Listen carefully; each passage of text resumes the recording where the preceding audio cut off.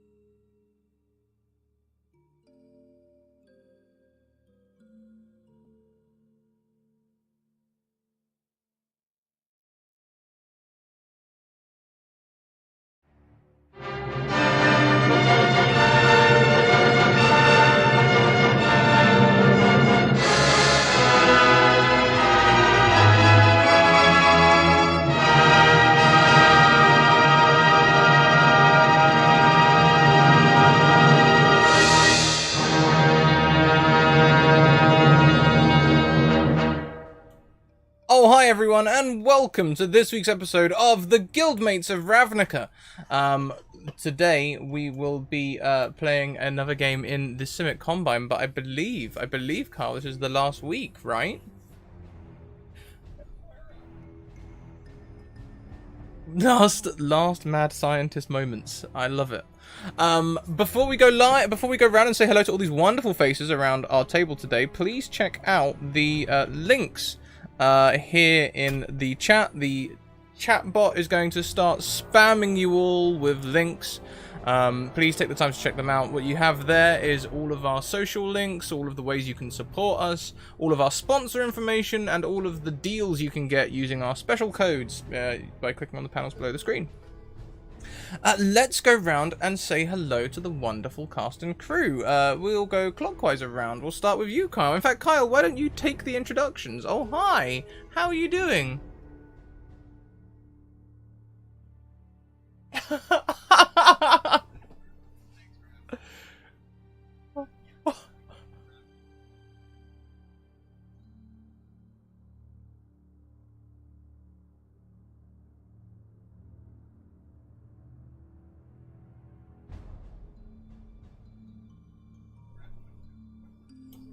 What guild they would like us to spend March in next month, and I'm anxious to see how what they decide on for that. And yeah, this week we are back with the Simic Combine. Let's wrap up some adventures there, and you know, like as the title says, we're gonna see how things come full circle. So let's start by introducing our new folk today. So I guess I should look and see in what order. Okay, so we will go Ori or Ashlyn. Can you introduce yourself and your character, please?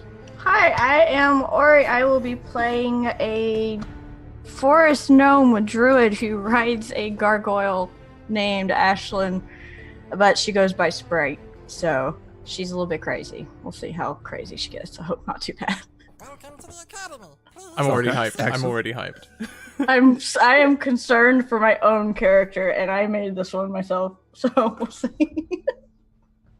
Yeah, when you're concerned for yourself right out of the gate, around you, that's a good sign. Good things. It's because it's great. It's awesome. Yes. So excellent. And Leah, can you tell us about yourself and your character? Hey, I'm Leah. I might be better known to some people in the RPG world as Greenleaf Geek. And I will be playing Ravia. She's a human bard, very loosely based on Kavoth from the Name of the Wind sort of series. Yeah, she's super interesting. Got into adventuring after her wife was killed in battle, and she went to find her, retrieve her body. But yeah, it's a character I haven't played a lot yet, but I'm interested to flesh her out a little bit more. Nice. Excellent. And let's swing over to our returning cast. Malcatra, can you reintroduce Sia to us? Yeah, so hi, I'm Malcatra, or Nairi, as my real name, and I'll be playing Sela, who is a Simic hybrid blood hunter mutant. I always trip over those words. And she's essentially this quirky scientist who is super into experimentation and just the general biology of things, and she likes to mix and match and try new things, and she's always out to find new stuff to work on, I guess. Oh yeah, you've been finding quite a few new things to work on. Sure, things will go just as smoothly this week. And let's Scrat, why don't you reintroduce us to Virgil? I watched the last week's episode, and I loved Virgil's new nuances, his the way you you're muted. The way you slid into. I don't know where they came from. I don't know where they came from at all. But hey, they were there, and I'll try my best to remember them. Virgil, they them, is a tiefling paladin of the Simic Combine. Used Oath of the Ancients, but reskinned to be devoted to the Simic Combine rather than an ancient. So there they are. Okay. Awesome. Yes, and you, both of your very heroic battles against deadly kobolds that roam the streets of Ravnica that nobody knew about. But boy, the King Street kobolds, man, they're nothing to mess with. Don't mess with the kobolds, okay? People think that that's a starting adventurer thing that they don't know. They don't know, okay? That's it. Kobolds It's a are trap. underestimated. There's a kobold in my Sunday game that I'm in, and he just sets everything on fire. No, they're not to be messed with. Yeah, no. Burns everything. They're crazy. CR12 kobolds. Okay. So this week, let me pull up my note sheet. So this week we are back with the Simic Combine, and it's been a slow few days after your whole incident at Callus's lab with the mossy liquid petri dish plant creatures, and the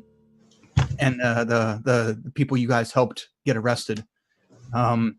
It's been a few days since that incident, and all four of you have been tasked with sitting in on a lecture by a very well-seasoned professor and a very small, new, grand opening of a small, secluded laboratory. And you're all sitting through this rather riveting lecture about the biochemical applications of this new nail polish that Dr.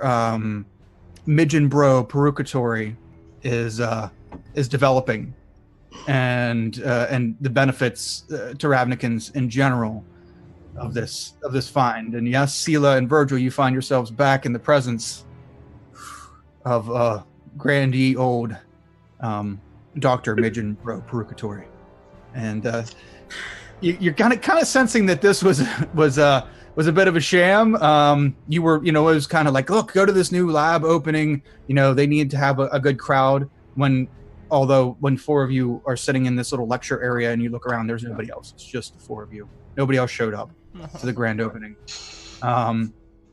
So she's up there making her speech and talking about all the benefits of this nail polish and how it's going to revolutionize and things, and it's going to be great for everyone.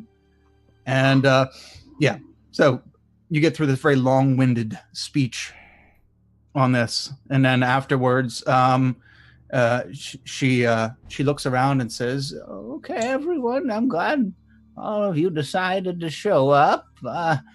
There's some snacks on the table, and help yourself.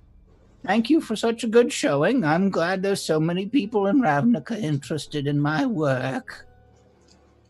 And she just kind of comes down and stands there and has a little cup and is sitting there sipping it. She's a gnomish woman going on like 980 billion years old. And she's just kind of sitting there. She has a walker, but the walker has like a metal top of the walker, but then the bottom is reptile-like feet. And it kind of does the walking for her as opposed to like shuffling it along with wheels. And and she's just kind of standing there leaning against her walker, sipping at a drink, smiling, watching you all. And she's taking it in. The large crowd of you, the four of you who showed up. What kind of snacks are we talking? I'm sitting on the table where the snacks are. Okay. First of all, thank you very much to Michael Wayne, who gifts a re-roll to Ori. Ori, you have a re-roll to use. Anytime a dice hits the table, doesn't have to be one of yours. Anytime the dice hits the table, you can call for it to be re-rolled. That's concerning, but thank you. You're welcome. I love the healthy amount of concern you've brought to the game. Like, listen, I am a DM and a player, and I am concerned all the time. Virgil, like, he would have thought... Virgil, they would have thought that they had maybe arrived too early at first, seeing only 4 people, and thought, oh, maybe they saw the same poster I did, and we're early. That's fine. And then when they see Midgenbrow Perukatory, their heart and head just sinks, and they've spent the entire lecture... Oh, this is reminding me of uni days. The entire lecture looking at that closed door and wondering if they can make their way to it without garnering attention. They're looking at the back of the lecture theatre to see if there's a back entrance like there sometimes is, like, and maybe they can sneak across to that, or then maybe they're thinking maybe perhaps a toilet break and then just never return, but you have to sign out. And, they're here for the free lunch, though, so they're glad when they finally see the snack table. And we'll talk to everyone except Midgenbrow Perukatory. So I'll be like, hello, yes, you're new here. Welcome. Nice to meet you. I'm Virgil. I come to lecture sometimes, but I'm mostly just a protector of the Simic Combine. Speaking to whoever is closest. Yeah, well, I'm like crouched down on top of the food table, just currently like stuffing my face. You see this little tiny gnome, just like mouth full, and there's a gargoyle that's trying not to facepalm sitting nearby. She has no social concept at all. Yeah, there's plenty of This is mostly the bunch of finger foods, and you have no problems finding stuff to just start shoveling in. She has quite the spread for there only being 4 people, so you all be able to get your fill of these small little sandwiches and a bunch of different crackers and breads and whatnot. So yeah. Not really getting much response from the gnome. They'll do that polite conversation thing, you know, and like they start off with, did you come because of the nail varnish? What's nail varnish? I don't know if I'm qualified to answer that question. Seriously, I have some on. It's right here. This is what it looks like. And I show her my nails. They're very sparkly and pink. Takes your hand, just looks at it. They're not supposed to be that color. No, that's what nail polish does. Well, why would you do that if you're out in the woods and you can't get them dirty? It breaks off, won't it? Well, yeah, but then you just do it again. It's pretty. That's the whole point. It's just... She just does not understand. It's okay. Clearly just has no idea. I sometimes just use a little gloss to make mine shiny. Mine are unfortunately black. They don't really take much color, but you can make them a little shiny. She just looks at them. Hers are covered in dirt and everything else and food. And she's like, I don't care. Sela just sort of looks down at hers, looks at the pink nail varnish on Rabia's fingernails and just shrugs and says, well, most of the time, especially in the lab, I have to have gloves on, so I don't really see my nails, so I never really thought about decorating them. So it's good to know that some people actually, do this with passion. Oh, very much so. She just keeps stuffing her face. This is the most food she's seen in like 3 weeks. So the four of you are standing there by the snack area, conversing over the lore and logistics of nail polish, and you hear the pitter patter of little reptilian feet as Dr. Midgenbro Perukatory is propelled by her walker over to the group of you. Ah, did I hear somebody wanted samples? Oh, me, please. Oh, excellent. She hands you a little vial. There you go. I take it. Like a weedy person being thrown in front of a bus. As Rabia speaks up, Virgil dives to the other side of the table to get as much distance between them as possible. Sela has her hands inside her pockets, hiding her fingernails as well as she can. I'm like, have a pastry like halfway to my mouth, and she looks over as she walks over.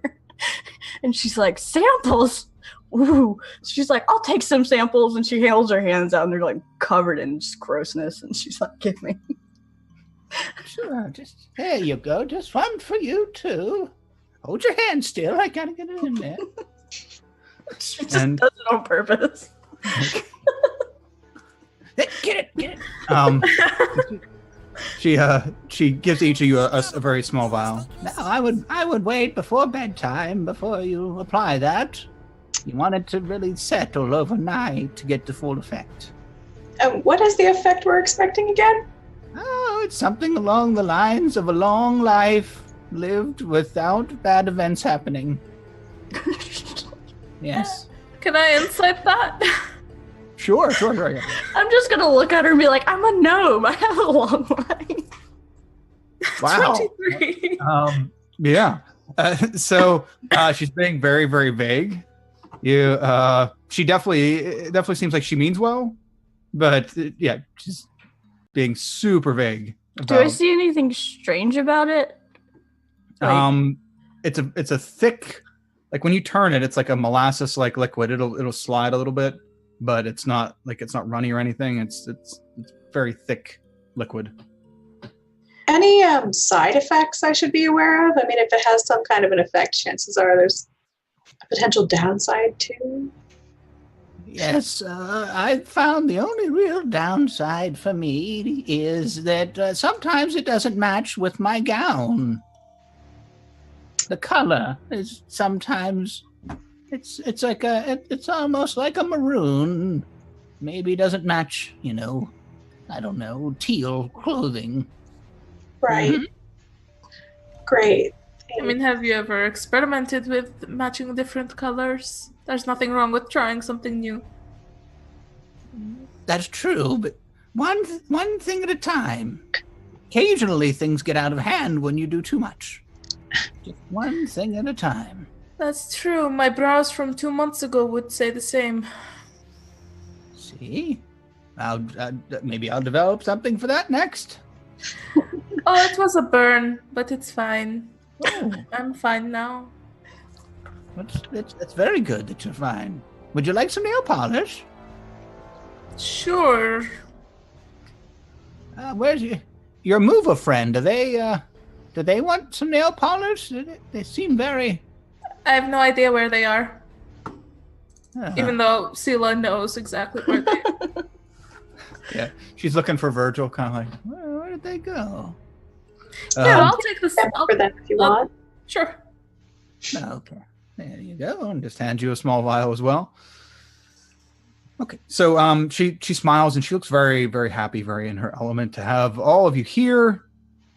And you mingle around for a few minutes, and then she says, "Okay, I guess this is the end of the presentation. I'll have somebody come and clean this up later. I'm glad you all got to spend some time here in my new laboratory.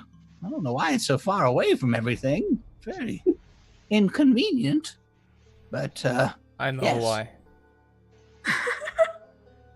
So, I'll walk you all to the door. And she slowly, her walker starts taking her towards the door, and she ushers you all outside. And she shuts and locks the door behind you all. And She says, well, would someone be kind enough to walk me to my horse? Sure, I will. Oh, If a very 6-foot paladin could hide behind a gnome and a goblin, that image. I'm just gonna smack the. So next to me, there's a gargoyle that's made out of amber instead of just regular stone, and I'm just smacking it on the back and like offering for her to get on it. Ooh. Well, thank you, dear, but I'm allergic to flying. Does it fly? Mm-mm. No, he doesn't know how. Oh, I can fix that. No. Just give me. Oh, okay. I was thinking of a propeller that would do this. He's afraid of birds. Oh, I imagine people was probably pooped on when he was a stone. Sure, I'd be scared too. Birds are not nice to him. Well, I'll take the piggyback if that's okay. Sure, yeah. The gargoyle just has the most exasperated look on his face. yeah, and she clumsily climbs up on his amber back, and it takes her 30 seconds or so to get up there. Is someone going to carry my walker? I'll do it. Ah, thank you so much, dear. Your moving group is very efficient. I'm so happy that you all took care of most things the other day.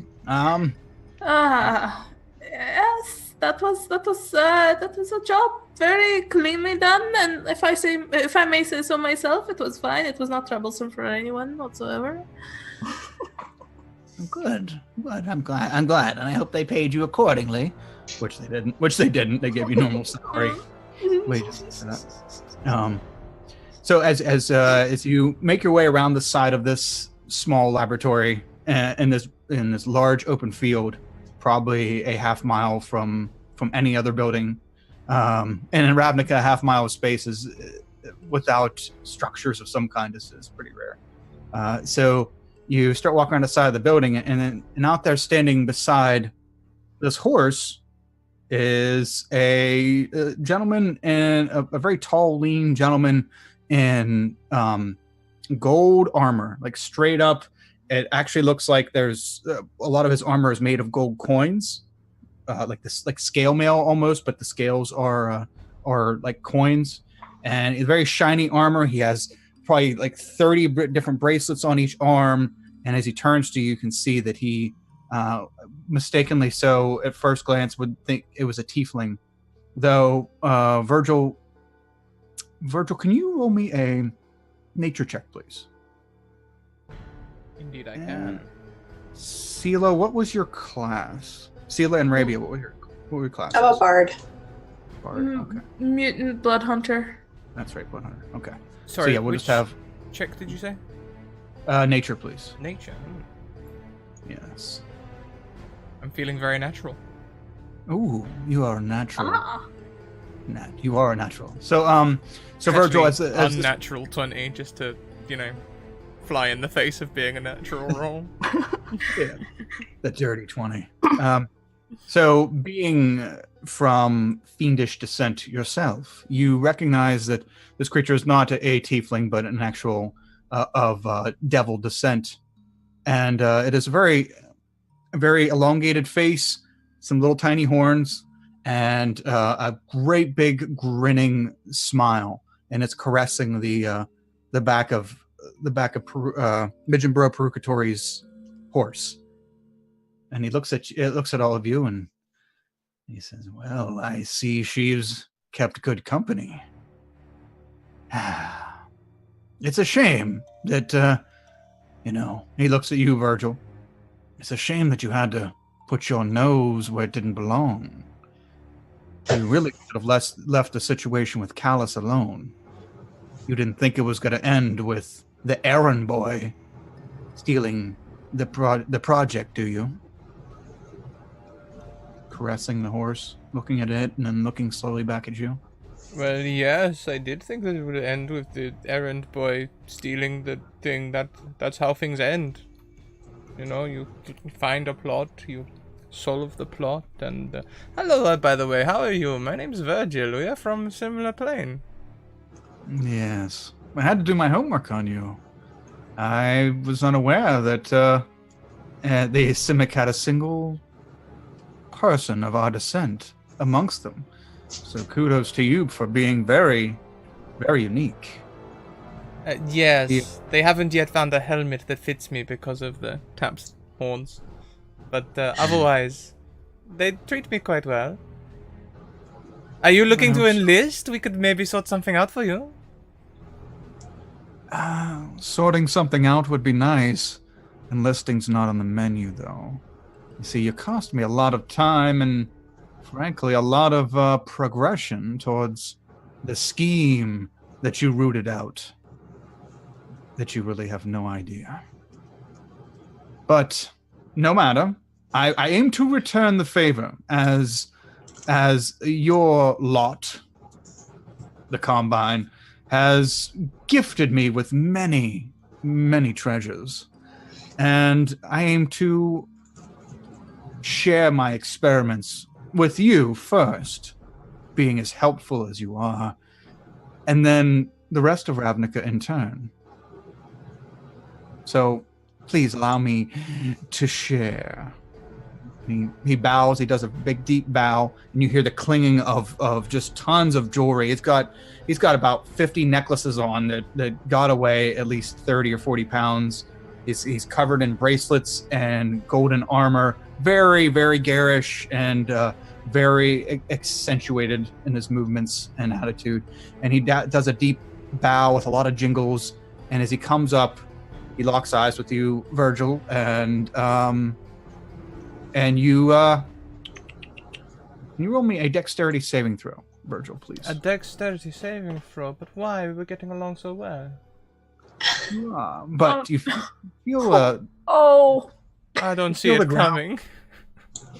You feel the ground beneath you, and anyone, I guess it would be anyone right next to you. So I would say probably just, we'll say Sela, because Ashlyn, you'll be next to your gargoyle, and I have a feeling Virgil is not going to be right next to the doctor. So we'll say that it's just you and Sela. Sela, you're just far enough away that the ground begins to raise beneath Virgil. And Virgil, you are flung backwards onto the ground. And you take no damage. There's not a whole lot of pain associated with it, but just the fall itself, you are knocked prone as the ground underneath you begins to rise up, and you can see that below the encrusted exterior, which was very well matched with the ground, as you would normally see it walking around, there is a mossy plant-like creature, a large, probably 8 foot wide by 12 foot tall, mossy creature. Stands up and leans over you and looks as though it's like getting ready to kind of flop down, do a belly flop on you. Virgil, I need everyone to roll initiative, please. Do I know what this thing is? This thing? Yeah, you can go ahead and make a nature check for this thing if you'd like. No, I don't know what this is. Hey, Scrat. I'm the worst druid. Hey! How many games are your characters gonna die by plants? Looking at the way the dice are rolling, all of them. Oh, that's not one. It's like Kyle's found my weakness somehow. Who knew that the mere mention of plant life would send my rolls down the toilet so far? Plants will be your undoing. I guess it's all the fiber. I do have a plant monster fetish. I guess I should get looked into. It's just in Ravnica. There's just so much. There's whole guilds revolving around plants.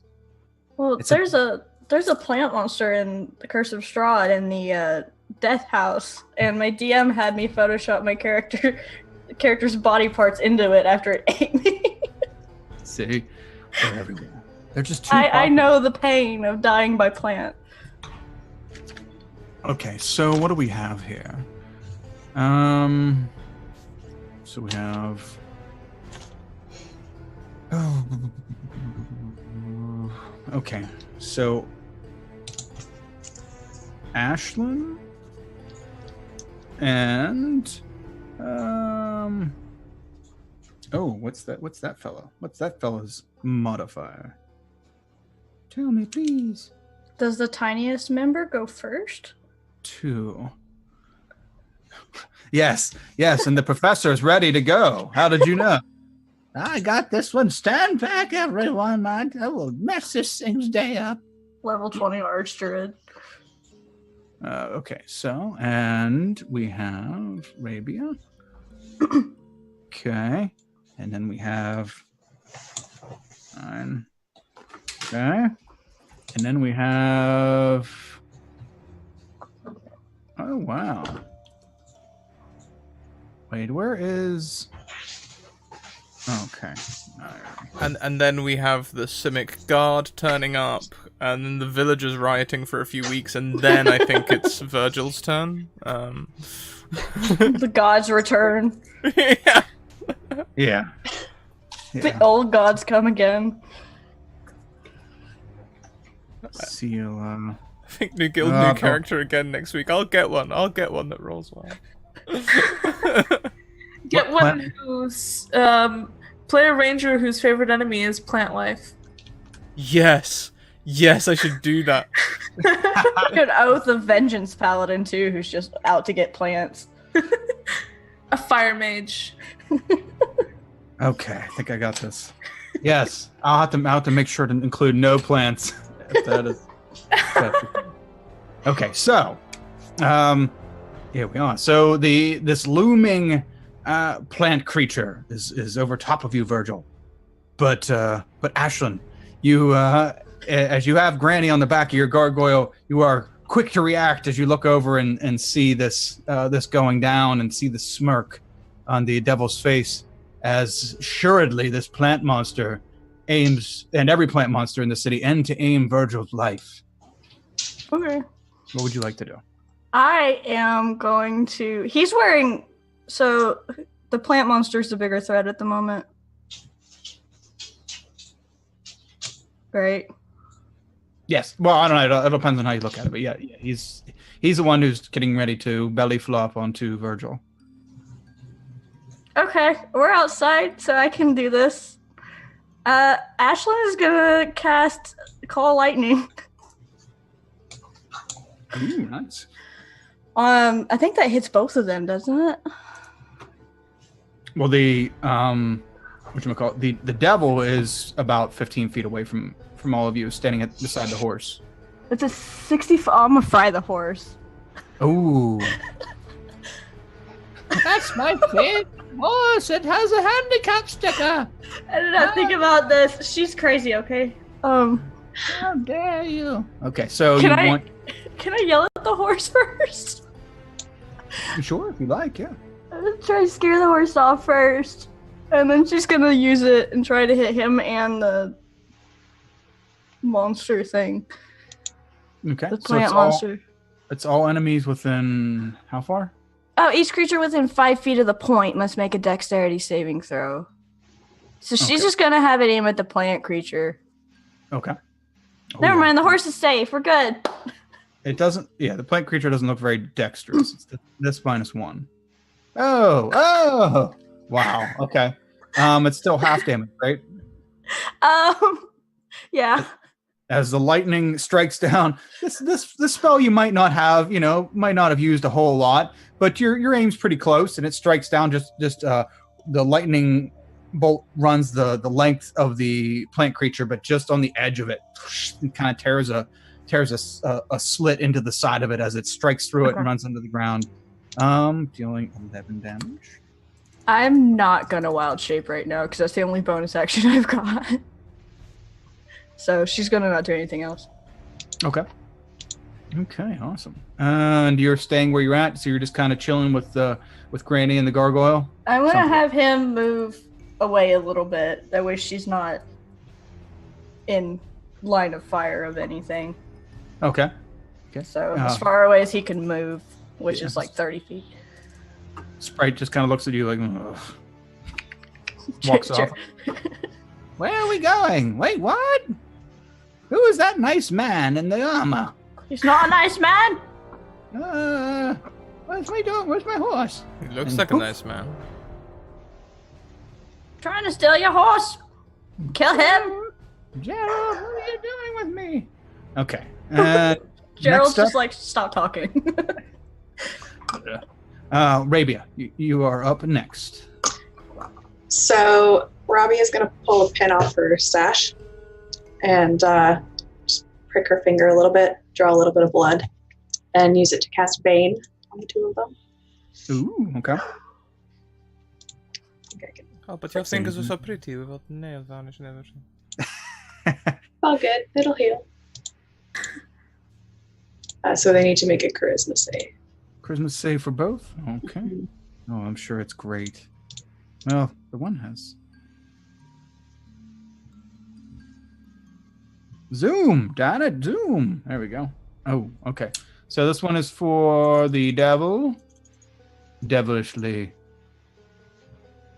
handsome 18. And this one is for the plant creature. Okay, so it's Bane's save or suck for each of them? Yeah, they're gonna. If they failed, they are gonna subtract a D4 from their attack rolls and saving throws. That's right. Reverse bless. Okay.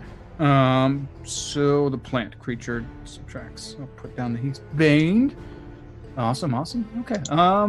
What else would you like to do? About how far away am I from danger at the moment? You are 10 feet from the plant creature and 15 feet from the devil. All right, I'm just gonna back up another 5 or so feet, just kind of get him out of immediate harm's way. Okay. And that's it. Okay. So awesome. And next up we have Sela. Sela, what would you like to do? How does Mr. I'm too rich for this look? Like, is he focusing on this plant, or is he like just watching? What's he doing? He has his hand on the back of the neck of the horse, and he's like gently has his finger and he's caressing the horse's ear, the outside of the horse's ear, and he's just watching and smiling. You said you like to experiment. Have you experimented with not being a bastard? And I'm gonna spit at the plant. Ooh, yes, I forgot your spitting fetish. All plants fear the spit. That's right. That's right. Out of context. Yeah, Out of context D&D quotes. Yeah. I think just as an action, yeah. If I remember correctly, it just happens. I think so. Yeah, it can either be. It should have a save. Saving throw, dexterity saving throw. Okay. So it should be something along those lines. Attack roll or a saving throw. Yeah. What was that? Dex save? Let's Yes. see here. Yeah, that -3. Oh yeah. A dirty one. Okay. That's all 8 damage. Yeah. Not very often you see a dirty one. Right. Yeah.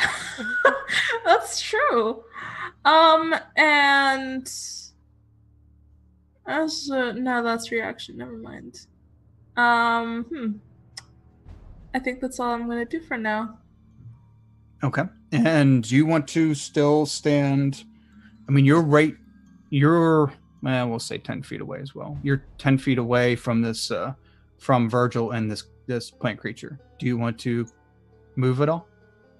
You know what? I'll walk up to the plant creature I'll be right there, like right next to it, and Okay. I have my rapier in my hand.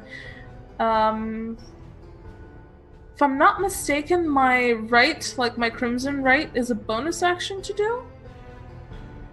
I think. So I'm gonna do that on my sword, but I'm gonna check and see if it's a bonus action. If it isn't, I'll let you know so it's not done.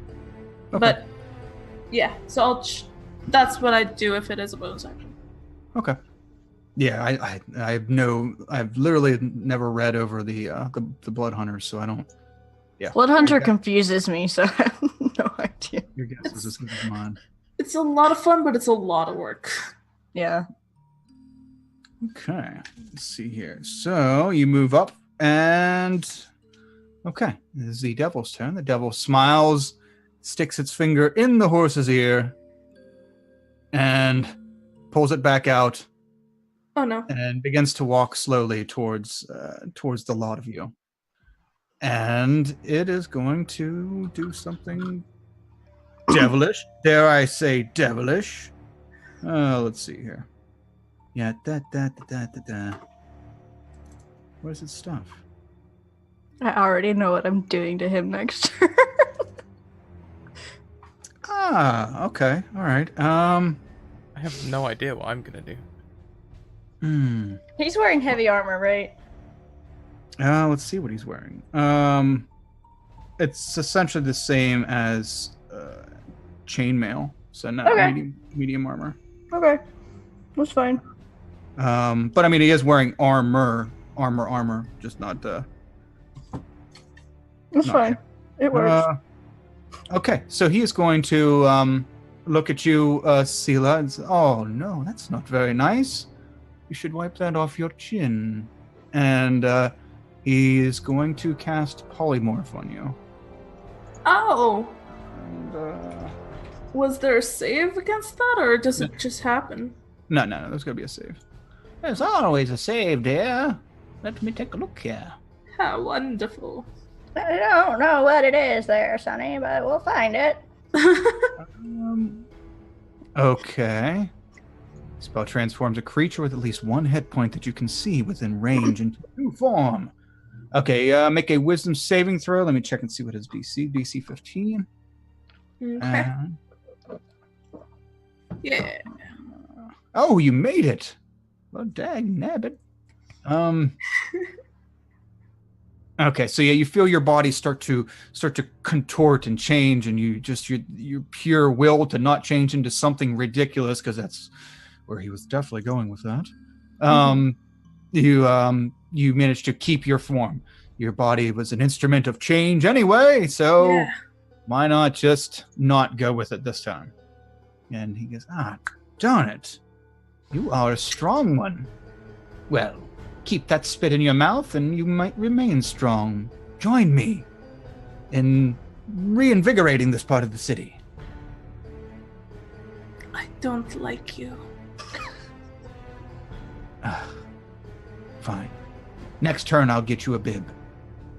I'll show him a bib. And that is it for him. So, next up we have... Oh, his buddy. The large plant mass. So, let's see. So, Virgil, you look up, being the slowest person in the city. You look up and you see this part of this plant creature ascend into the air and then try to, almost like an arm, try to come down on you. And let's see here. He's very slow to swing as well. There we go. So it comes down and lands next to you as the ground shakes underneath you, and you look over and you see as it lifts its arm up, there's like a nice long ditch where your body would have been, and it okay, so it reaches up again with its other appendage and comes down for a final swing on you. Does a 16 hit? No, it does not. Ooh, nice. So you saw what it did when it hit. You look up to see the second swing coming down. You roll over into the pit. Oh. But it's going to take this one with advantage because you are prone, and I forgot about that because you failed your deck save. I did fail my deck save. I'll let the first one go because my fault. But the second one does an 18 hit. Cutting words. Nice. So the second one slams down to the ground just as you roll over into the ditch, and you're all nice and nestled in there, and you're looking up at the plant creature, picking up its arm again. The pieces of gravel and earth just falling off the bottom of its arm. It has no face, nothing to look into, just a lot of planty mass looming over you. And it is now your turn, Virgil. Hey, Virgil. Well, thank you. This is very aggressive negotiations. If you want us to join you, as you say, I do not like this, and I will take my whip from my belt and slash at the moss once. The 14 hit? 14. So you slash at it, and you manage to just whip a few vines, but it doesn't look like it did enough to hurt the creature. Just shy of hitting it in some sensitive spot. I on the backswing, I slash again using my extra attack. 16. 16 does hit. So yeah, you find a more juicy, plant, gushy spot to whip at. There's 2 slashing damage and 10 divine damage. Ooh, nice. Okay. So yeah, as you slash at it the second time, you ignite it with radiant beauty, and the plant creature kind of wobbles back a little bit and starts to again walk towards you. And that is 12. You have very nice armor, but this mass thing, I thought we talked about this. Didn't we talk about this, Sheila, where it's going to destroy the whole city? This is a problem. We like the city. Yes. Okay. So, anything else, Virgil, for your turn? Bonus action movement. No one's looking particularly hurt yet, are they? Nope. Everybody's looking good. Then no, I am fine, thank you. Okay. At the top of the round, well, I guess we'll give the doctor a turn. She is trying to climb down off of Gerald. Let me down. Let me get into the thick of it. I'm coming. I'm good. And she falls off onto her butt. Bullocks. That's her turn. And we want to make sure she's still very useful.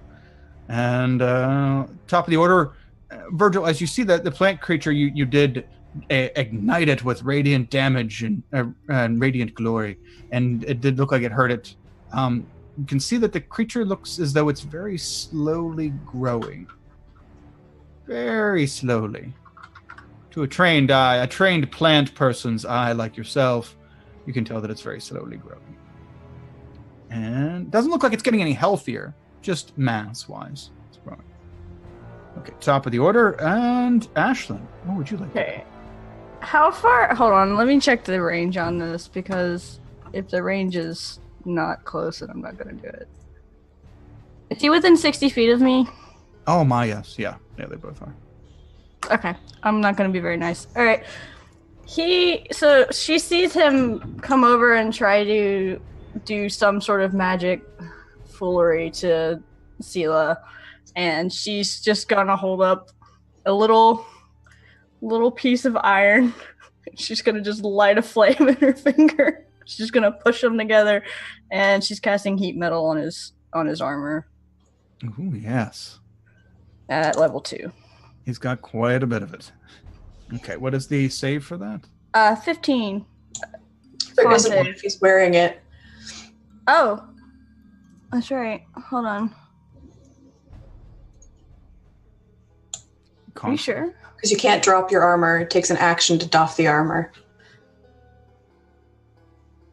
Yeah. So he just takes it, doesn't he? what I was going to do too. What does Yes. Okay, I couldn't remember. I can't remember. Does he do the save just to half the damage? I can't remember how he. If it doesn't drop that object as disadvantage on attack rolls and ability checks until the start of the next turn. So I think he just gets automatic disadvantage. Yeah, there's no save to stop the damage. It says any creature in physical contact takes 2d8 fire damage when you cast the spell. Okay. And I can cause the damage again on a bonus action next turn. I just wasn't sure what the con save was for, because I think this one it's only for one part of the spell, and the other part of the spell just automatically happens. I think the con saves to be if they're holding on to something, like if I cast it on his weapon. To keep him from, or allow him to keep holding on or something like that. Yeah. Okay. Oh, I could have cast that at 3rd level. I'm not gonna waste my other 3rd level spell. Yeah, I think the con save is just to, like, for the reaction of the person who's got the heat metal on them, whether or not they drop whatever they're holding. But if it's armor, as it was said, they can't drop the armor. Yep. Okay, so we have... She's gonna tell Gerald to keep the old woman gnome from coming any closer. So if he has to put his foot down on her or something to keep her moving. Okay. He's not gonna hurt her, he's just gonna no. He's got to put his foot down this time. So you see his gold beautiful armor start to like heat up, get red hot, and start to melt. And he looks down on it and he's like, "Oh, you're going to ruin the tarnish. Shame on you." And he looks at it, and he looks up at you, and he gives you a frowny face. It doesn't seem to be hurting him, but it is messing his armor up. So I'm going to say, even though he's immune to fire, I'm going to say he still has disadvantage on his attack rolls because his armor is starting to melt and change shape, which will restrict his movement because the joints won't all line up like they do now and all that jazz. So we'll still give it that effect. Bonus action or movement for you, Ashley? I'm gonna... Let me just see. I think I'm actually gonna bonus action Wild Shape. And she's gonna become as a direwolf, but it's the smallest direwolf any of you have ever seen in your life. It's like the size of a normal wolf, but it looks like a direwolf. Oh, you know what? If it's a direwolf puppy, I think this whole combat will come to a halt so everyone can come over. It looks like a direwolf puppy. I mean, she's just sitting there like, it's the most adorable little growl that you have ever seen in your life. She's just like crouched down and snarling, but it's pathetic. Plant creature walks over. Oh, takes a big plant hand, starts petting it. Nobody can resist. Roll wisdom save. Yes, for cuteness. Okay. Any movement? She's gonna move up close to Mr. Tiefling or Devil Cambion, whatever he is. Okay. Do you? How close to him? You're 15 feet now. How close to him do you want to move? I'm 15 feet away from him. Mm-hmm. Can I get behind him to try and at least get into a flanking position? You can run around behind him, although he's gonna see you. You're in an open field, so he's gonna actually see you. Put me next to whoever. I'll move next to whoever's closest to him because I have pack tactics. Okay. Well, nobody's close to him right now. Sela and Virgil are right next to the plant creature, but nobody's close to the devil yet. That's fine. I'll just move within 10 feet of him. I'll just move one square up. Okay, gotcha. Okay. Next up, Rabia. What would you like to do? Trying to decide. The two baddies are within 20 feet of each other, safe to say? Oh, yeah, definitely. Mm-hmm. All right, then I'm going to... I'm going to pull out a little pouch of jewels out of my pocket and pull out some ruby dust and blow it and try and light the two of them up with fairy fire. Ooh, okay. The fairy So fire it's there. Which save is that? Dex. Okay, dex save. That is 2. Okay. And -1. So this is for And the. one of them is baned, so it's minus a d4. I can't remember who failed. Okay. Plant guy, I think. So that's for the devil and minus a d4. So go ahead and roll that d4. We'll see how much an additional subtraction, because he's already got -1.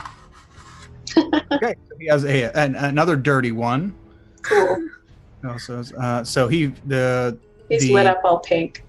Yeah, the plant creature is now a bioluminescent pink coating on it, and it is a very pink opposing plant mass. And the devil just takes like 5 steps back, looks at the exact range. It's like he knows the exact range of the spell. He takes a few steps back, and as the ruby dust encapsulates the area, he just stands like right at the very edge of it. Oh wow, I learned that one in school as well. He pokes at it and looks at the little dust and blows it off his finger, very smug-like. And then I'm going to use a bonus action to inspire Virgil. So Okay. you have bardic inspiration. You are indeed inspiring. Okay. Virgil, you're feeling it. The inspiration. I'm happy there. You're happy now? Okay. Okay, next up we have Sela. Sela, what's the spit glands tell you to do? So he kind of taunted Sela a little bit. So Sela's gonna turn around and just give him the meanest look while hissing. The usual hiss that she does. And if gills could frill up, they do. Ooh, okay. So yeah, she slices at him with her rapier, which by the way, the Crimson Right was a bonus action, so it is active. Okay, so you were next to the plant creature. Do you want to leave and go to the devil and attack him? Is that what you're saying? How far away is he? 15 feet. Okay. Why not? Yeah, sure. Okay. Do you want to disengage or just roll out? Just walk off. If it hits me, it hits me. Okay. Yeah, the plant creature's booga booga booga waving around and looking like he's trying to attack Virgil, who is deftly rolling back and forth on the ground, dodging all these smashes. And the plant creature, a vine swings out from the side of it, trying to smack you. Ooh. Yeah. It's for their first good roll of the night. Cutting words. Oh. Let me see what's the damage. What's the damage here? I'll hit you. Hold on, I'm cutting words. Oh, cutting words. Reaction. Does 15 still hit? Yeah. My armor class is 14. Oh, Okay. Thank you, though. Plant creature doesn't seem to register the distraction that you're putting out, and the swing goes through at, let's see, 9d10 plus. I'm joking. By the way. May they all be ones. Yeah, one of them is. Hey. Not too high. For 9 bludgeoning damage, it kind of helps scoot you along the way. It smacks you in the back, and you feel propelled forward a little bit, but you manage to make it over towards the devil. I'll use the momentum to stick my rapier into the devil. Ooh, nice. Yeah, you see his armor starting to like melt. The beautiful coins are melting together into flaky bars. And okay, you stab at him, you run, you stab at him, you're hissing, and he's like, oh, and you stab forward, and he just quickly whoop, steps to the side. Now come. I thought you were going to join me for sure. No, I don't trust that face. Hmm. Dang it! You really shouldn't trust your combat instructor. Oh my. Here, I'll help you. Don't worry. Help my spit. He sees you gargling it. Ooh! Unsettling. I don't know what that means, but that's my turn. So, you take a couple stabs at him. He starts backing away from you. You see that you're going to get an attack of opportunity as he backs away. And go ahead and take an attack. And he backs away. Oh, yeah. Well, there you go. There's one for you. Do I get an attack of opportunity since he's moving from me? You moved. Did you move within 5 feet of him? Oh, no, I lied. 10 feet. Ignore me. I can't do math today. That's okay. Math destroys us all in the end. Okay. It's a modifier, right? Yeah, that +2 from the thing. Yes, and also... Oh! There you go. 4 lightning. Okay. So, yeah, you stab at him. Oh, he's like, oh, you finally got it right. Ooh. To hell with you. Ooh. I could do more than that. Ooh. Yeah, he looks down. He can see some pinkish red liquid starting to run out onto his armor. Oh, I'm gonna have to do a complete overhaul on all this. He backs away from you, and you see that now he's looking at you with not so much a smug look as a pissed off look, and you see fire starting to charge up in his hands. And he puts both of his hands up in the air and spirit fingers, and little blasts of fire start jumping out from his hands and towards you. But he does have disadvantage on each of these attacks, as he has very clunky metal melted armor. So he's going to do. How many does he have on this? 4 rays. He's going to do 4 attacks of Scorching Ray on you. Okay. All with disadvantage. Oh boy, oh boy. I tried to melt him, but it didn't work. It did help. It's giving them all disadvantage. So this is the first attack. Ooh, well, hey, at least it kept a crit out.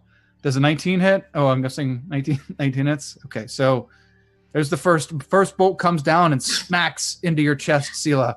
The second bolt, a 12 does not hit. Second bolt flies over your shoulder. Third bolt. Ooh, that also avoided another. Okay. Third bolt hits you in the ankle, and the final bolt. Wow. Also hits you in the torso. So 3 out of the 4 bolts. Although we avoided some nat 20s, so that's good. Yeah. 3 out of the 4 bolts hit. So what is? I guess I gotta look up.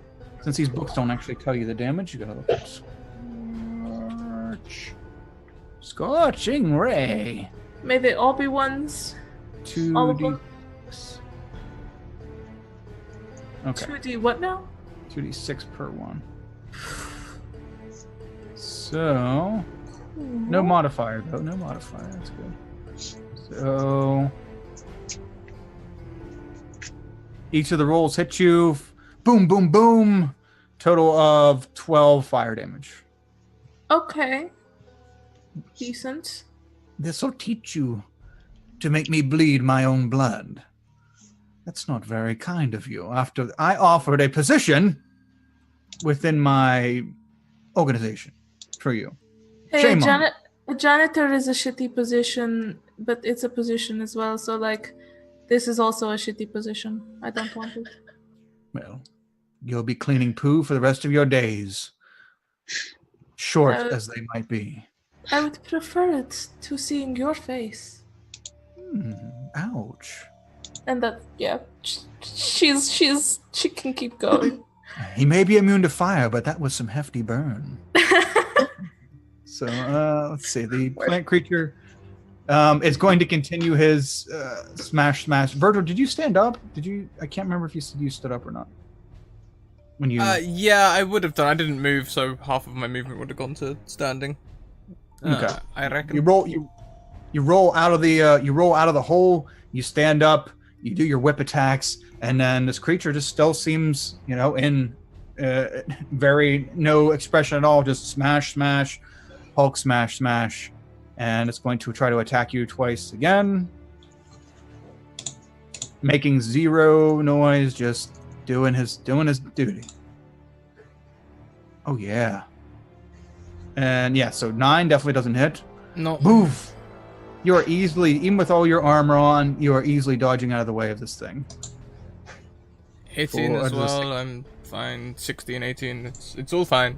I am heavily armored. I am a guardian. And I have inspiration too. It feels good. It makes me feel like flexing. You have spent your time battling these plant creatures, and you are assuredly going to escape with your life. I've done my due diligence with them kingly kobolds. Yeah, it's the See, I should have brought some kobolds into this. It'd be over. No, not the kobolds. Anything but the kobolds. So hang on, this thing's attacking me, right? And it's a plant, right? It looks like a plant. It looks like a plant, right? Well, hell, you have one of these at level 2 as a reaction. Pew pew. Yes. Nice.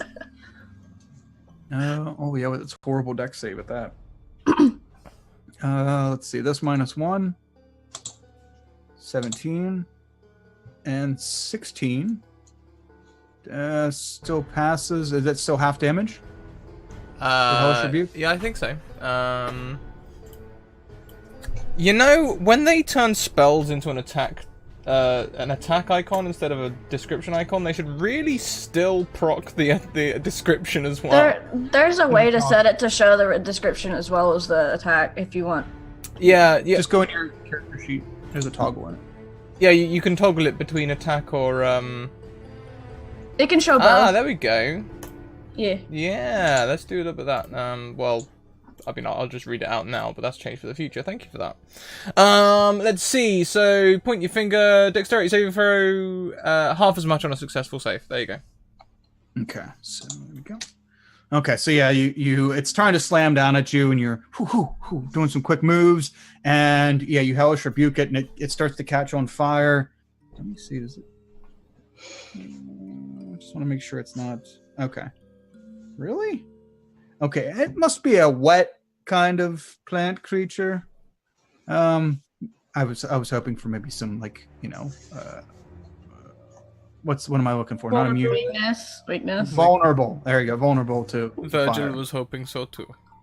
Yeah. You would think a plant creature, but I guess it's a mushy one. So, but if it still catches on fire and it's without the noise, I guess. No mouth. Whatever. It felt right. It felt so right. So, Virgil, you are up as you are dealing with this plant creature.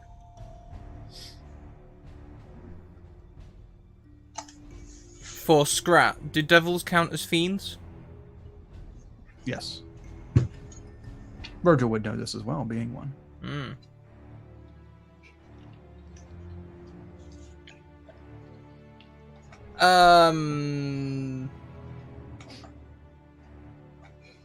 I'm going to. Oh no, I'm not. I'm going to place Moonbeam on this moss-like creature, and I'm going to shout to my party. It's getting bigger. This is very bad. You get like a growl in response because I can't talk right now. Okay. Con save. I will say Moonbeam's probably my favorite druid spell, not gonna lie. It's awesome. I love it so much. So, do you remember the rolling on Moonbeam? How do you mean? I've had to when it's next turn. Okay, I wasn't sure if you knew it or not because I've had a discussion with people, and then someone pointed me towards Sage of Ice and with Moonbeam. It's when they start their turn in the Moonbeam. Yeah. Okay. Well, I know I've seen people run it differently, which is what I ran it for the longest time, and until somebody corrected me and pointed me towards Jeremy Crawford's answer. Yeah. So it's okay. So when they start their turn, or if somebody moves into it, and this is a 5 foot. Okay. Expanding out, and anybody else Okay, so a beam of light comes down from the sky and zaps right into this plant creature. You can see that the light doesn't, although it doesn't like come the whole way out around it because it's so wide. You can see that the slow growth that this creature is starting to do, it seems to be stunted now that the light is on it. It doesn't seem to be getting any taller or any bigger. Because I would consider that changing forms, right? Yeah, I'll consider that. So as it would on a shape changer, I would consider that to stunt the thing's growth. So you have found some sort of a weakness, a kink in the armor, so to speak. That's so all I was looking for. Thank God. Yes. Nice. So you cast Moonbeam. It's coming down. The creature very much does not like it. And what else would you like to do? Any bonus action or movement? No, we're all still looking healthy, right? How's Sela looking? Kind of cinched Please take your seat. a little bit. They'll be fine. I can't cast any more magic this turn anyway. They'll be fine. Just taking a census. I think she will be okay. She just needs cold. I can heal you later. Welcome to the So as top of the order again. Okay. I guess we'll give the doctor a turn. She starts to come over towards Sela to fetch her walker. So she's making her way over towards her walker. I'm coming. I'm getting mobile. You'll see. Here I come. And she gets about halfway to her walker because she has like a -5 movement speed. And hey, Kyle, I've missed a couple of things. We've hit 4 followers and we've got 13 retweets, which means we get 2 rolls on your magical table of mystical effects and effects. Ooh. I'm scared by that information. Let me pull this bad I dig boy it. up. I like it. It's interesting. I like it, but I'm scared. Should be. I am scared as well. Okay, so 2 rolls on this boy. Okay. We'll go with Virgil 1, Ashlyn 2, Sela 3, Arabia 4. I'll roll a d4 to see who rolls this table each time. So here's the first one. And Arabia will be rolling the first one. And the second one, Ashlyn will be rolling. So I need each of you to roll a d20, please. As there is guild activity in the area. This is the guild activity table. Custom made for my Ravnica campaigns. And let's see what's going on in the hood. Oh, okay. That'll work out. Okay. And let me see here. Fist of Paladins arrive to help the party. A Fist of Paladins arrive to help the party. Is that the technical term for a group of paladins? A fist? I don't know, I've just always liked the fist as a description of a small military unit. I don't know why. I like it. It's We're cool. just waiting for the sound of like the Goku instant transmission from the Dragon Ball Z bridge noise, like the pop noise. It just made it disappear and be gone. Bye. I mean, she's a gnome, so it'd be expected. So, oh boy, okay. Uh-oh. So we're at the top. Oh, We're at the top of the order, and Virgil, you look up at the plant creature, and it is writhing in the moonlight, and it seems to have stunted its growth. Ashlyn, you hear the doctor. You hear the doctor coming up behind you, and she's making her way towards her walker very slowly. But as you look at Gerald, your gargoyle, who is sitting over there, he seems to be sulking as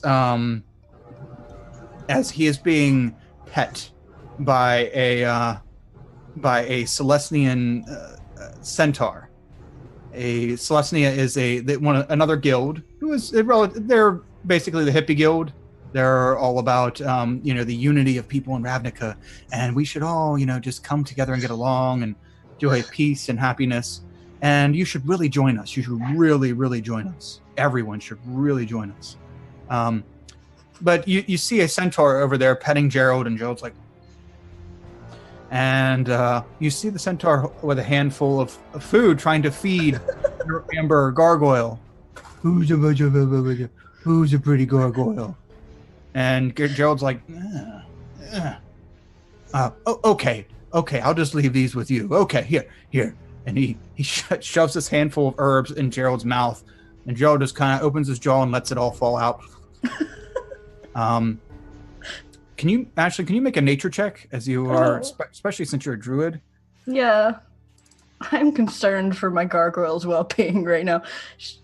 He is her precious artifact that she is supposed to be protecting. Shoving drugs in his mouth.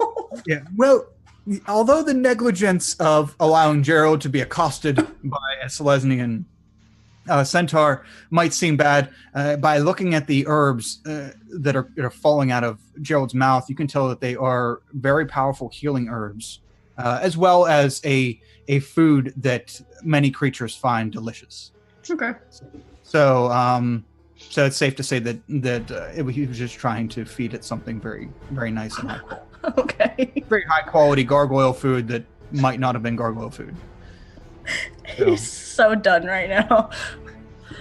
So the centaur pats Gerald on the head and looks at the situation with you all and and pretends to not see you and walks away, trots away.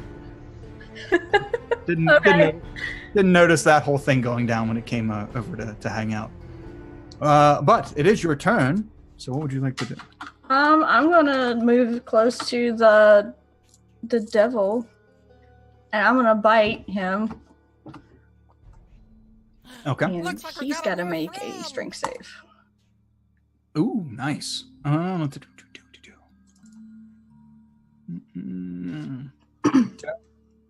Does that hit? 17. Yes, 17 hits. Oh, 8 piercing. Okay. Let's see what his strength mod is. Oh wow, really? Erg. Okay, 19 for the strength save, and 8 piercing as you chomp down. So you run up as you're in direwolf form, and you see him looking all kinds of smug with Sela smoking as he shot all those little fire things at them, and you catch it off guard and you bite it right in the arm and sink your teeth directly through its warped armor. She just starts doing like the alligator like death shake with it. Yeah. The smallest dire wolf. Yeah. Damn it, puppy, leave me alone. And he's kind of yanked over to the side. You almost yank him on his butt. Very nice. She's not gonna do anything else. Gerald is just gonna, I guess, sit there exasperated because he can't stop the old woman apparently. So yeah, he's given up on his chore. She's moving. She is gliding gracefully. Well, he tried to stop her. She just kept going. It's too feisty. Okay. Next up we got Rabia. Rabia. Let's see here. What was yours? What was your role?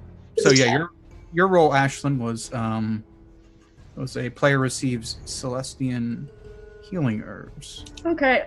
Gerald will probably just sit there and pick them up, I guess. I don't know. Okay. If he realizes what they are, I don't know if he'll realize what they are.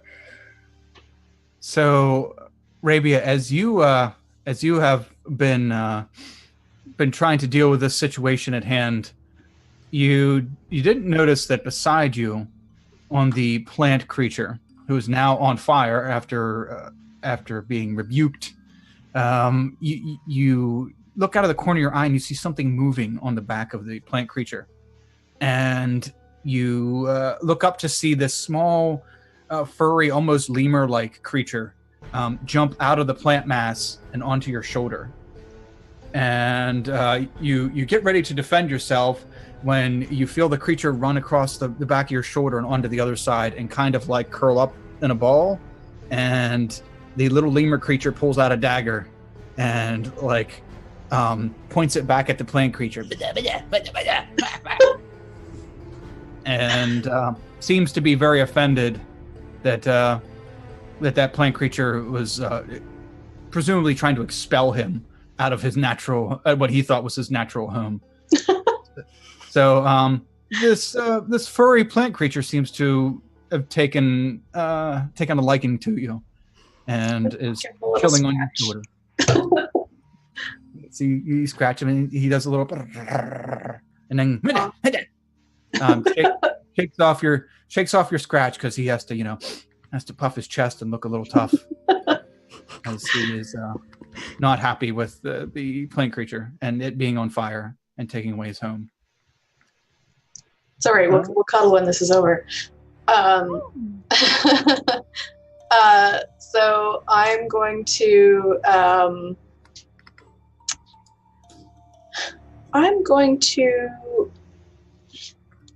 take a look at the plant creature and just kind of shout at him a little bit and say, "Do you know how ridiculous you look on fire? You really should do something about that."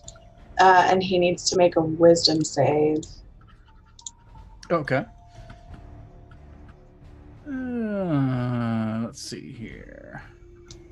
Wisdom save. I'm sure it doesn't have anything. Okay, yeah. It's a straight D20. A 16. Yeah, you try to mock it. Saved, so he has to roll it. I guess I roll a D4. Also. Yep, good. Good, roll another D4. Oh, it puts it under. Awesome. So he now takes 2 psychic damage and has disadvantage on his next attack roll. Okay. And then I'm going to use a bonus action and cast Healing Word over at Sela. Oh, thank you. Okay. Nothing happens. Poor child. At second level.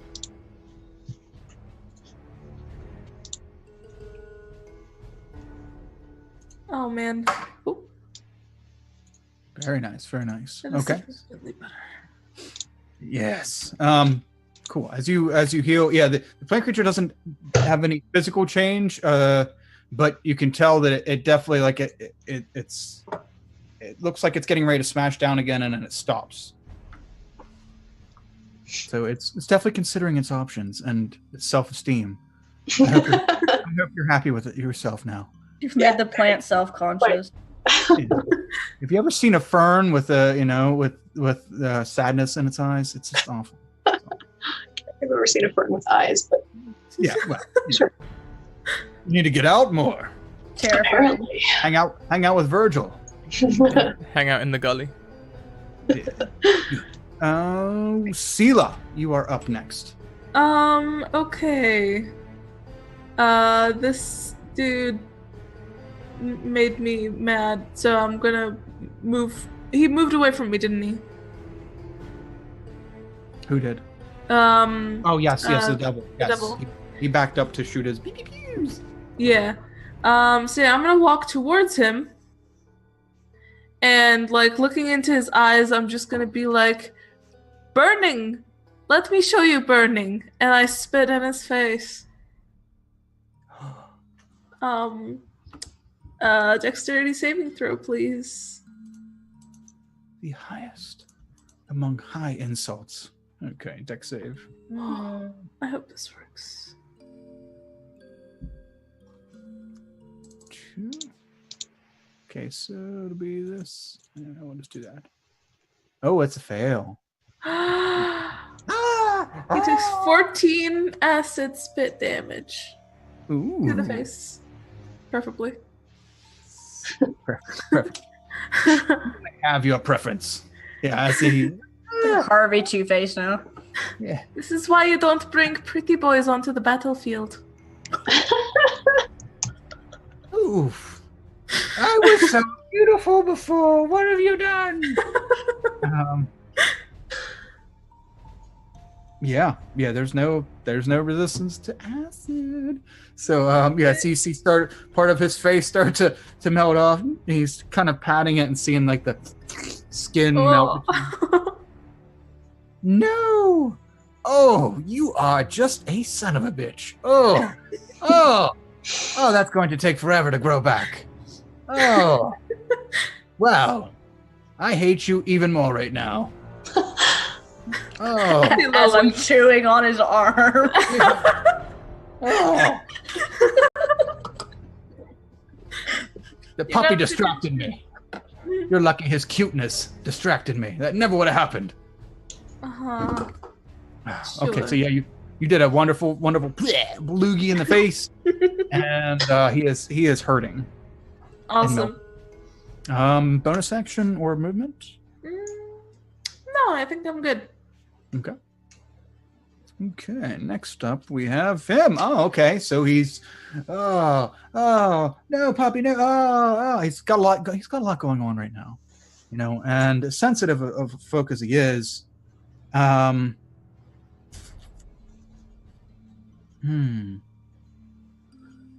well, I think he's going to have to try to shoot you again. How many a day is that? Okay. Try to shoot you again, Sela, with Scorching Rays. He still has disadvantage, right? I think it's for like a minute. Let me look. I forgot already. You're just in time. Quick. I think it's a minute, yeah, but hold on. Thank you so much, Muggle Lover, for the subscription. You have a re-roll to gift to a player of your choice. No, actually, it's over. He doesn't have disadvantage anymore. It's until the next. It says until my next turn. Oh. Unless you DM caveat that because his armor is all fused together. Okay. Yeah, it's not, but it's not even heated up anymore. It's just kind of Yeah. kind of warped. But yeah, so he's kind of he's worked through that. And Sela, he's backing away from you and Ashlyn, and he's trying to make sure his eyeball's still in there. Oh, but it needs so much compound to get. Oh, it's gross. Can we hit him? Yes, Yeah. he backs up, and he's not paying attention to the two of you, how close you are, and you can both lash out at him if you'd like, as he. Nom. Oh, so close. Oh, wait, I get advantage because she's next to me. Pack tactics. That's a nat 20. Oh my god. That's true. And he's He also has to make a strength save, doesn't he? yes, he does. I'm gonna just chew his arm off at this point. Oh. Let's see here. 16 piercing. Nice. Ooh. His arm's gone. I'm just chewing on it, laying on the ground. You have his forearm bone in your mouth. Just with a little hand at the end, kind of flipping everybody off as you're shaking. just like all over the place, just flailing it all over the place. Oh, he fails too. He is prone. So he starts backing away from the two of you, and yeah, you Celia, you lash out with your rapier, and he dodges back. Ha! And then he doesn't see Ashlyn jump up and leap at him, and he puts his arm up in front of his face, and she takes a hold of it and starts like ripping it down to the ground, and the whole layer of flesh from his elbow down to his wrist, just like a sleeve, just goes whoop, slides off into your mouth. Ashlyn, it tastes like brimstone and black licorice. Spicy. Oh. As the devil's flesh just kind of flops around in your direwolf mouth, your direwolf puppy mouth. Yeah, she'll spit it out. That's how a devil and should as- taste. A wink. As he's examining the damage on his arm, he trips over a rock and lands on his back, and you kind of stand like right over top of him, and he scoots backwards even farther on his butt and stands up and just like his arms dripping, his face is half melted. How much damage did you say that was? 16? Yeah. Okay. And he does not look very healthy. And he's like, "You have all made me a mess. Now I'll make a mess of you." He takes his hand, it's not his arm, it's not all he's holding like up to his side right now, and puts his hand out and blasts 4 rays out from his hand, and 2 of them come towards you, Ashlyn, and 2 towards Sela. Okay. Attacks of opportunity are a reaction, right? Yes. Okay. Dang it. Let's see here. First one to you, Ashlyn. That hits. Second one to you. That hits. Okay. What are the damage? 2d6. I have a 14 AC. So the first one for 8 damage to your little direwolf puppy. Okay. And the second one. Cutting words, it's 4 damage. Oh wait, the attack rolls have to be subtracted. Hold up. You're right. He's not. No, he wasn't pained. It's Okay. just the cutting words on the damage. Okay, gotcha. That one. There we go. I'm gonna pull up a calculator because I can't modify the NPC sheet's HP. Okay. Oh, I could have give you. That's fine. No, I'll just do it on a calculator. It's fine. Okay. So yep, 14 damage total. Fire damage total from the direwolves. I'm all right. HP. So he blasts you twice. Boom, boom. The direwolf does a little tumble and gets back up as it's pelted with fire. And Sela, two rays are coming at you. Okay. First one, that one's nice and crappy, and second one. Okay. I don't suppose Sela happens to be within 5 feet of Virgil, does she? No, you're over there with the plant monster. They're 15 feet from the plant monster. No, it's all good. Kiting the plant is a valid thing. I'm good. Yeah, keep swinging. Just keep swinging. So 6 fire damage, Sela. Okay. As one of the bolts hits you, and he looks very perturbed. No more smugness on his face. He is pretty messed up. Let's see here. So that is the devil's turn, and now it is the plant creature's turn. It's not real smart, so I think Virgil is going to keep doing what it's kind of been told to do. So it's going to swing at you. It's a 7 modifier as well, right? The plant creature smash. First attack. 25. A 25 does hit. What? Does a 21 hit? Because he's still baned, right? Oh yeah, do you want me to? I have to roll that. If a 21 still hits, it doesn't matter. But Right. because of -4. Yeah, it's no, that hits. Okay. And I'm guessing 17's not gonna hit either way, even with the D4. 17 doesn't hit. No, my shield it away. Be gone. Okay. Be gone with you. Okay, so 2d plus 4. If I had more than one hellish rebuke in my arsenal, I'd be using it. So for 12 bludgeoning damage as the first meaty / not meaty plant smash down hits you, and the second one you managed to get your shield out in time to avoid the second blow, but for 12 damage for the first blow, and that's its turn as it looks as though it has to take damage from Moonbeam, doesn't it? It does, yes. You can go ahead and roll that damage if you'd like. Do I roll it each time? Oh no wait, it was That's right, 14 when I rolled it initially. I don't know if that holds for every turn or whether I roll it each turn. No, that's right. That rolls the damage right away. So yeah, 14 damage for this turn. I think you get to re-roll it every turn, as long as it stays in it. That sounds right. Yeah, I'll be maintaining concentration. That doesn't cost me an action. Actually, I did just get hit though, don't I? So I need to make a con save to maintain concentration, right? Yeah. There we go. Come on, we're doing this. We're playing by the rules. Yeah, we got this. We're using the rules. We're playing the game. Sure. Is it just 10 for a concentration? That's the DC, right? So by the skin of my 10 or teeth. half the damage you took, whichever is higher. Yeah. So that's fine. Yeah. You're good. You passed. Whew. Just. Just. The creature is going to walk out of around you and away from that circle of light.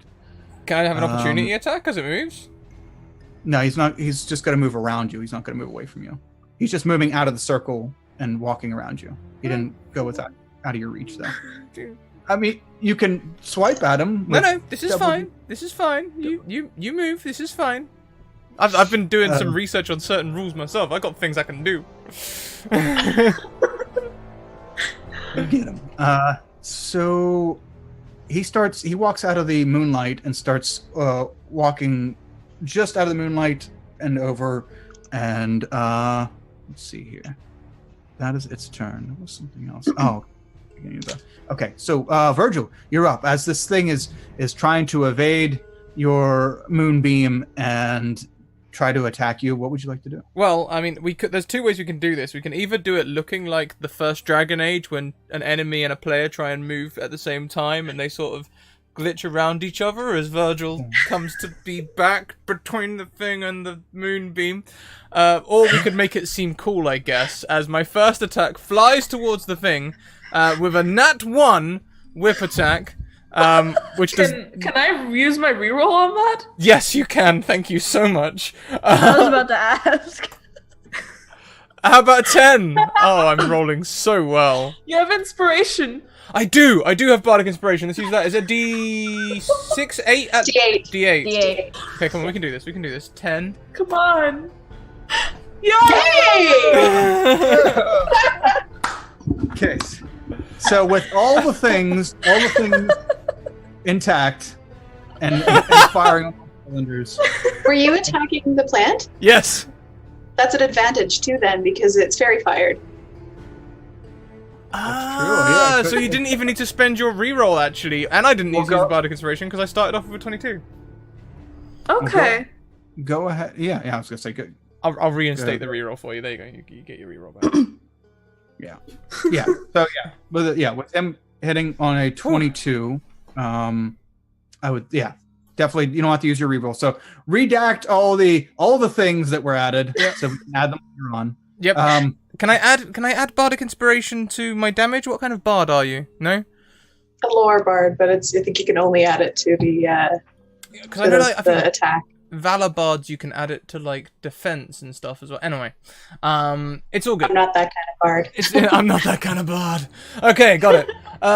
So I'm going to do 2 slashing damage, and I will... Oh, hang on a second. Let me just have a quick read of the old rules over here on what that kind of smite does. Because I've got an awful lot of smites, and I don't use them nearly enough.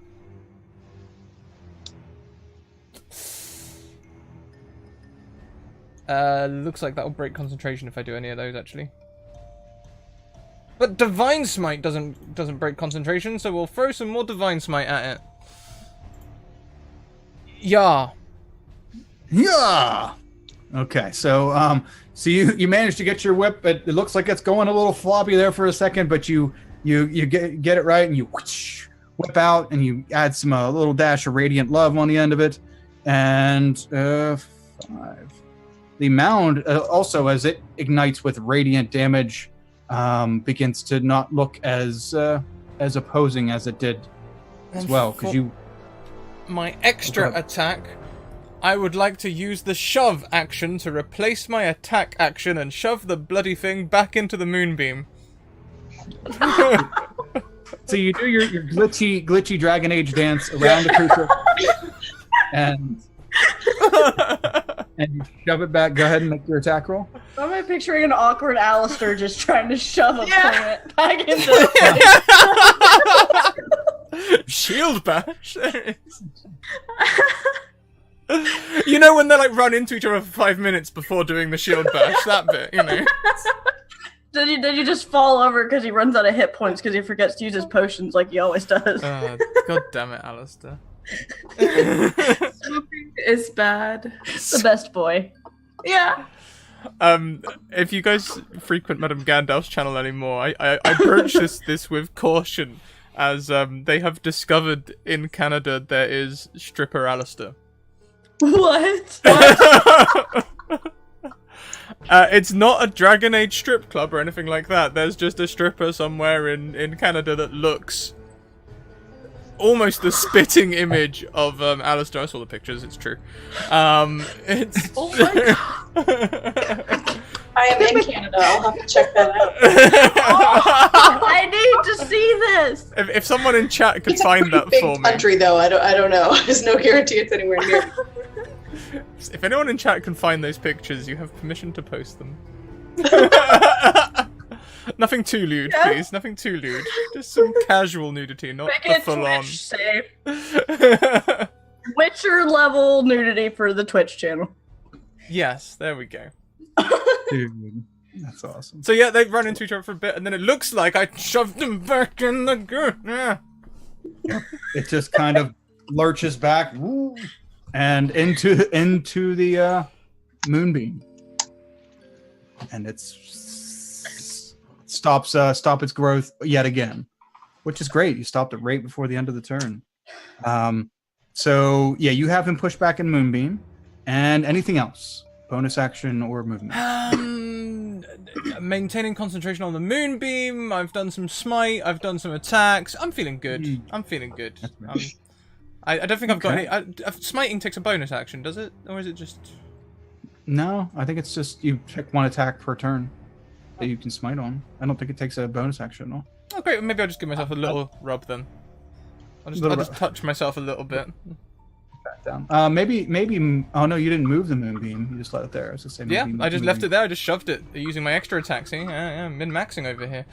So I'm just gonna use 10 of my lay on hands points and just spruce myself up a little bit. Look all nice. Okay. That is the end of the order. Top of the order. Ashlyn, you're back up. Okay. He's not down anymore, is he? No. He's back up. He scooted back and then stood back up and then pew pew pew. All right. I'm sorry. I'm still laughing over stripper Alistair. She's gonna launch at him again, but she's not going for his arm this time. She's gonna go straight for his anything center mass or neck or anything that she can get to try and get him down. Mm-hmm. She's not. Well, wait. Is she still next to me? Yeah. You still get advantage. She's. Yeah. Yeah. Shit. I forgot he moved. Remember, he scooted back to shoot. Well, hold on. Let me read this. One of the wolf's allies are within 5 feet of the creature, and the ally is incapacitated. So if she's not within 5 feet, I don't get advantage. But I will re-roll if I can. You can? Yeah, sure, absolutely. That's an 18. That's that nat one on the other side. Yes. 18. Beautiful and does work. I'll have him make a strength save. What's it? This plus 6, right? Yeah. Oh, he fails. Fails the strength save. Awesome. Okay, so and 8 piercing. So you, direwolf puppy lunges through the air. Ashlyn lunges through the air and gets pushes him down again and starts tearing at his like right above where the collar of where his armor meets, and starts tearing at the flesh around his neck. And he's batting you like, get off me! So that the arm with no flesh on it, and his face half melted. And how much damage was that? 8 damage. He is not looking very well, as he is trying to flail the dire wolf off of him, but you are just too determined and have him pinned down. Okay. She's just gonna stay on top of him. I guess, can I use my bonus action to kind of like bark at Gerald and try to get the point across that he needs to go retrieve the old woman? Okay, yeah. You look over at Gerald. Gerald looks at you. Looks over at the old woman, and she's got a walker now, so he's taken off she's coming over towards the battle with her walker, and Gerald gets the point and just kind of nods a little bit and starts slowly walking over to fetch the doctor. Okay. That's it. I'm painting Gerald's nails after this with that nail polish. Okay. Oh, that would be so an amber gargoyle with fashionable nails. You can't beat that. She's gonna be that dog mom. Rabia, you're up. All right. Of the two of them, who's looking worse off? The devil is definitely looking in bad shape. Okay. And the plant guy has fairy fire. Yeah, fairy fired, moonbeamed, and pretty chipped away as well. Can I get at him without stepping into the moonbeam? Yeah. Oh yeah. Yeah. The moonbeam doesn't even encompass the whole thing's body. So, All right. around it. I'm gonna try and. Is any of us feeling needing a little healing, or is everybody good? Yeah. A little bit there, Seela? Okay. All right. I'm gonna come up to the plant monster and try and hit him with my rapier. Okay. I assume that hits. 20. Oh yeah. Yeah. Dirty 20 definitely hits. Double dirty 20s. Oh, nice. Okay. So you stab your rapier into the plant creature. Yeah. I kind of want to come up with a new name for a double dirty 20, you know? Like a filthy 20 or something, I don't know. The dirty. Seems fair. Yeah. The dirty double.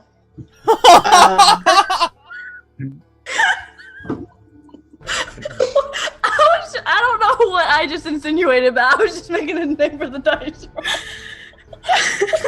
What have you done? I'm just gonna walk right over that one. Yep. I'm gonna throw another healing word out to Seela. Thank Okay. you. The dirty double. Alright, I'm done. Bye. Amir, is it warm in here? What's going on?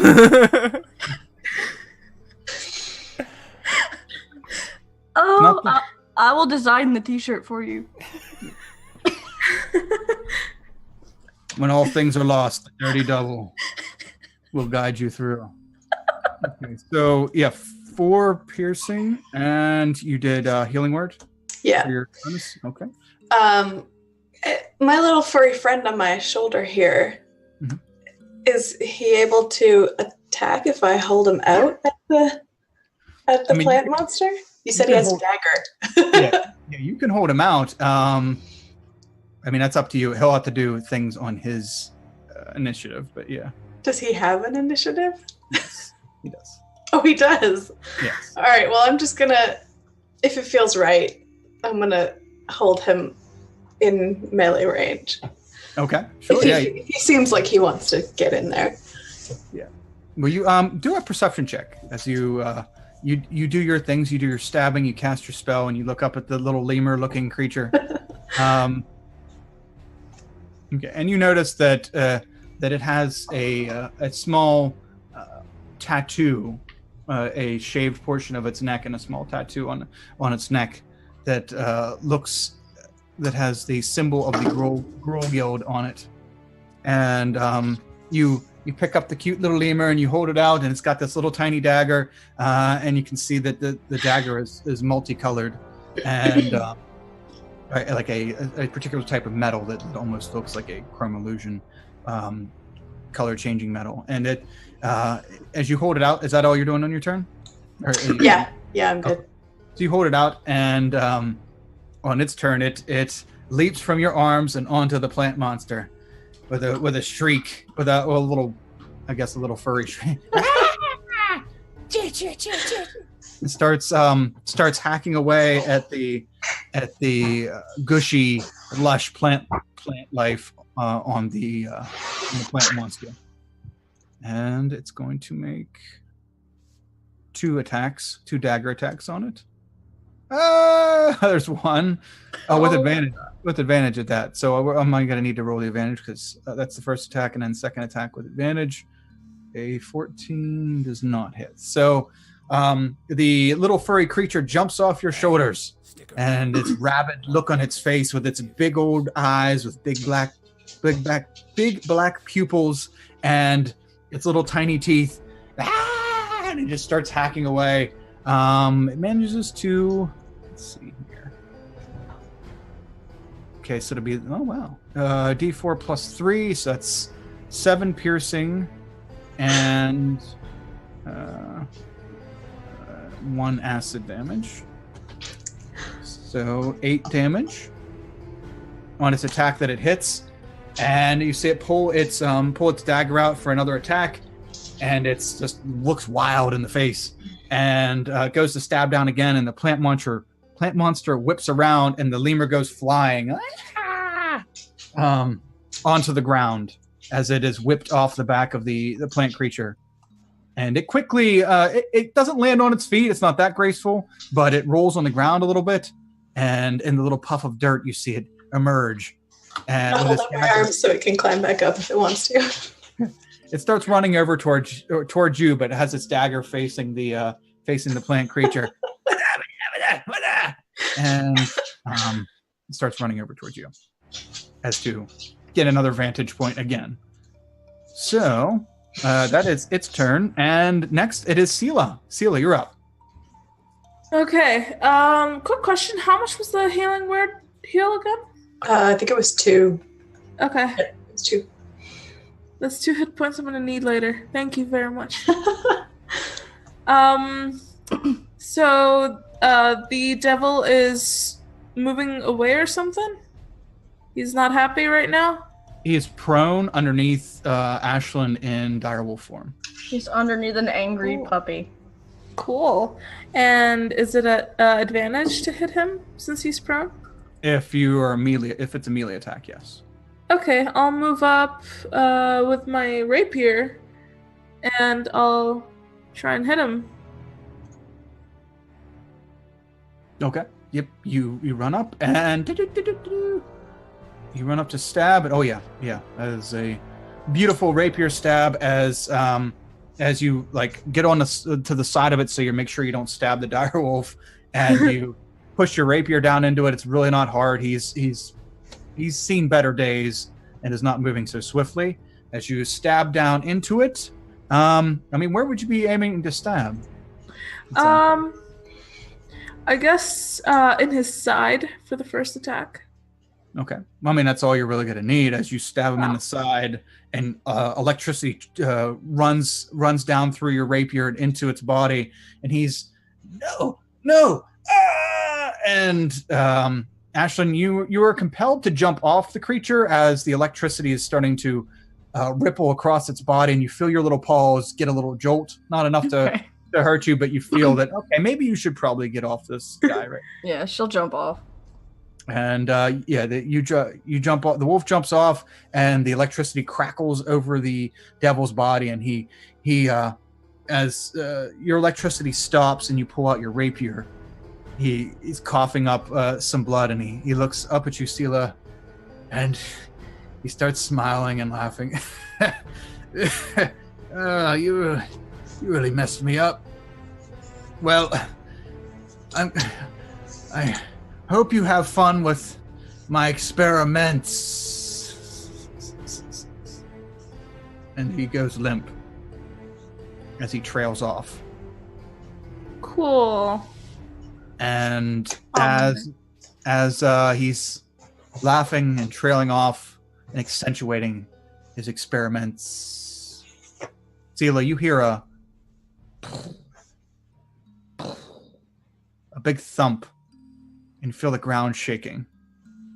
And you're looming over the devil's body, and you turn around and look, and you see at the edge of this field, in the line of buildings, you see above the line of buildings, you see a large head and a very chubby body walking through the street on the other side of those buildings as a 40-foot tall ogre baby is walking. You can see from the middle of his torso up, it seems to be looking down at something and walking through Ravnica, just oblivious to anything, as it's walking through the street. Exasperated direwolf sigh. It seems as though the ogre baby that you all dealt with a few days ago is somehow loose again. It was wrangled up by the Boros and Simic, but somehow it's loose. Virgil doesn't see it. See what? See what now? No. Eyes just prostrate over it. Nope.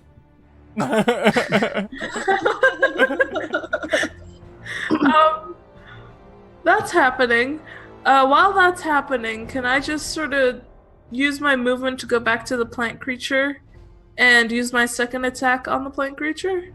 Sure, sure. Also, thank you very much, Ori, for the sub. You have a reroll to gift, and also we have hit our sub goal, Kyle, which means we get another magical roll on your maniacal table of magical effects and effects.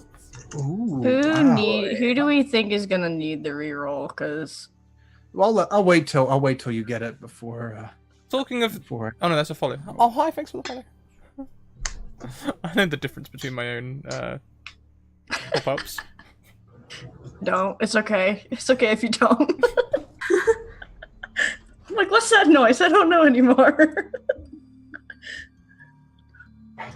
Virgil, can you roll a d20, please? I'd like to see what activity is going on. 17. Oh, okay. That is hilarious. Okay.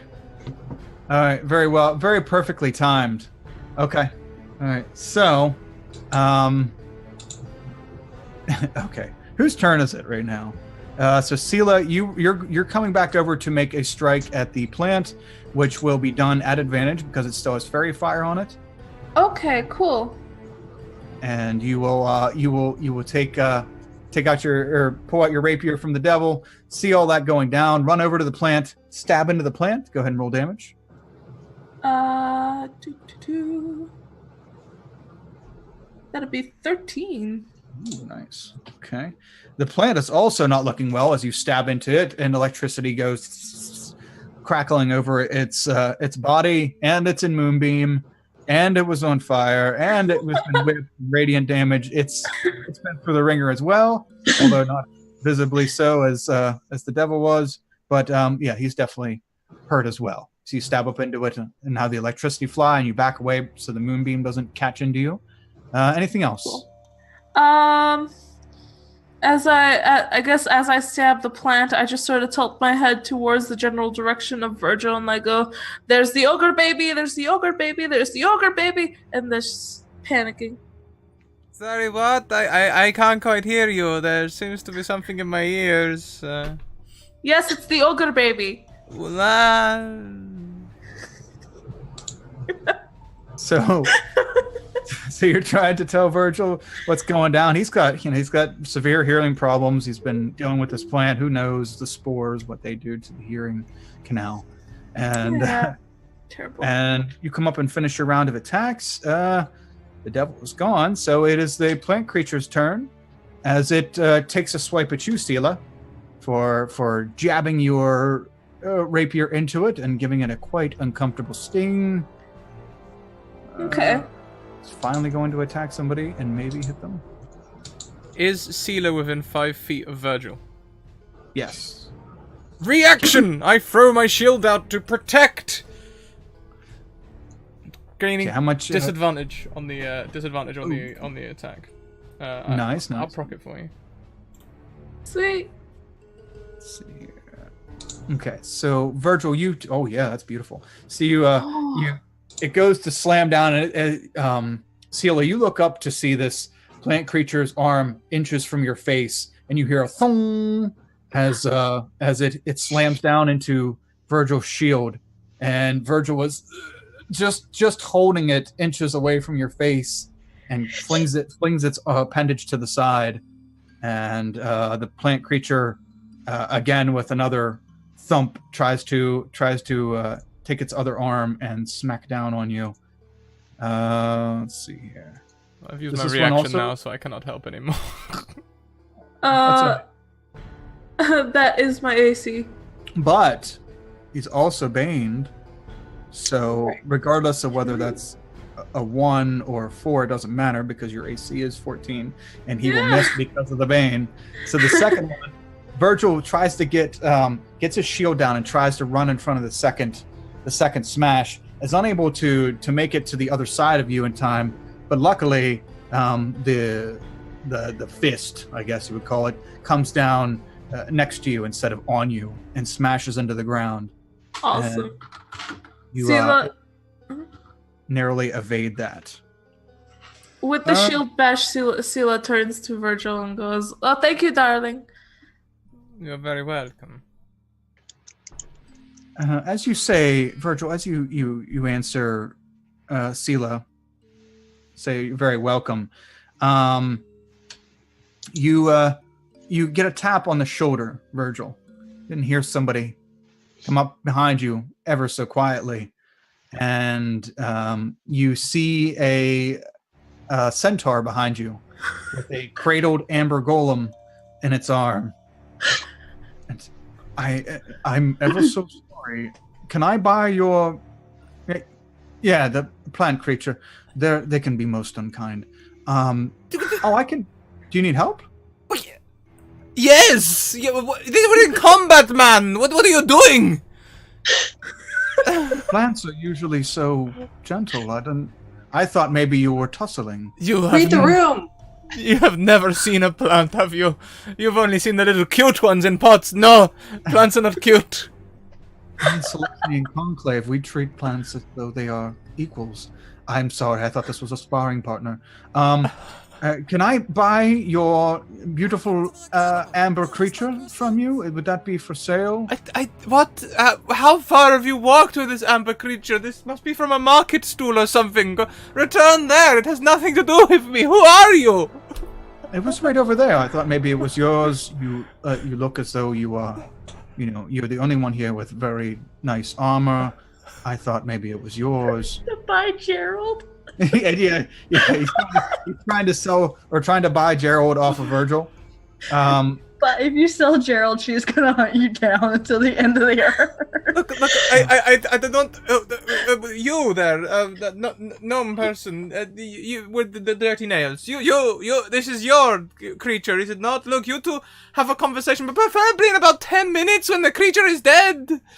She's a dire wolf right now. You just see the dire wolf just cock its head like, what?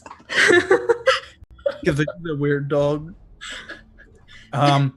So he's cradling this golem or this gargoyle, and I will talk to the wolf then. What I would give for hold person right now. I have to say I have it. So if this thing's not very friendly to you, then. And the centaur reaches out and puts his hand on your shoulder. Then I shall bless you in your endeavors with it. I'm sure if you ask it nicely, it will obey and leave. Plants are usually wonderful to deal with. I'm going to go talk to the wolf and see about purchasing the amber. Scooby-Doo noise. No. So the centaur walks like just gingerly around you, Virgil, as though this combat is not going on and everything's cool. Though after it touched you on the shoulder, you feel imbued with this sort of energy that would have been super helpful had this been rolled, this guild activity been rolled earlier, as you become blessed with a Celestian aura. The aura gives you advantage on nature, survival, and animal handling checks, and resistance against plants, poison, and necrotic damage for 10 minutes. I'm resistant to plant damage. Is this permanent? For 10 minutes. Oh! Which would have been so super helpful at the beginning of the fight. So you feel imbued with the presence of Matt Celestia herself, and the centaur walking over Ashlyn with a very, very unenthusiastic Gerald arms, and is walking over towards you. So, with that, Virgil, I believe it's your turn, right? And yes. The creature did not make any move to come out of the moonbeam. Did it take moonbeam damage at the start of its turn also? It will. I don't even know if it had a turn. I think I might have skipped it. No. We attacked it because Yeah, he missed. I don't remember it, yeah. You want to go ahead and roll some fresh moonbeam? You want a nice fresh moonbeam there? I'll roll you a nice fresh moonbeam. Yeah, that's right. He missed. He did have a turn. It's only 7 this time. Okay. Oh man, that is a harsh drop. Okay, so 7. Okay, so it did take 7 damage, and I think since it's surrounded now, it's not going to drop because it's got you, it's got Rabia, it's got Sela, it's got little lemur dude. It's surrounded, so I'd say it's probably just pretty much pinned in there, unless it's going to have to take attacks from people to get out. So, so it's kind of stuck in the moonbeam at the moment. Excellent. Then I shall whip at it with my whip. Whitish. Oh, that is a hit. Take another 3 plus some divine smite. I still have spell slots at the moment. Yay. Oh, with 9 hit points left. So how would you be whipping the radiance out of it? I would just like to whip it in such a way that it starts to separate, and then the moonbeam just carries it all up like some kind of UFO. It's being beamed up. Okay. Beamed up. So you whip it, and this radiant explosion comes from within it, and the plant particles begin to ascend through the sky into the moonbeam, and it is being slowly abducted. And as you whip it, you see up in the sky this presence of something drawing it into the air, and maybe a saucer of sorts. As the plant is abducted, and it is officially finished. But Virgil will turn away on his high-heeled hooves, and just not look at it dying. He's gonna do the cool guy thing, where you don't look. Yes. Yeah, the plant quietly just evaporates into the sky, and you are all officially out of combat. Sela's I'm sorry. Oh, go ahead. Go ahead, Sela. Oh, I was just gonna say that Sela just sort of looks at the plant pieces going off and just go, "What the hell is?" Then you see a. Did I miss what happened to the ogre? Oh, it's still marching through the city. The what? Sorry. Nothing. So the doctor hobbles over and joins the rest of you. I was almost here to do massive amounts of damage.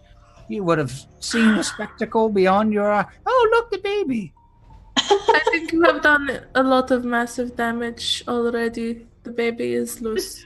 Wait, did the horse run away, or is it still there, just standing there? The centaur's like leaning down at you.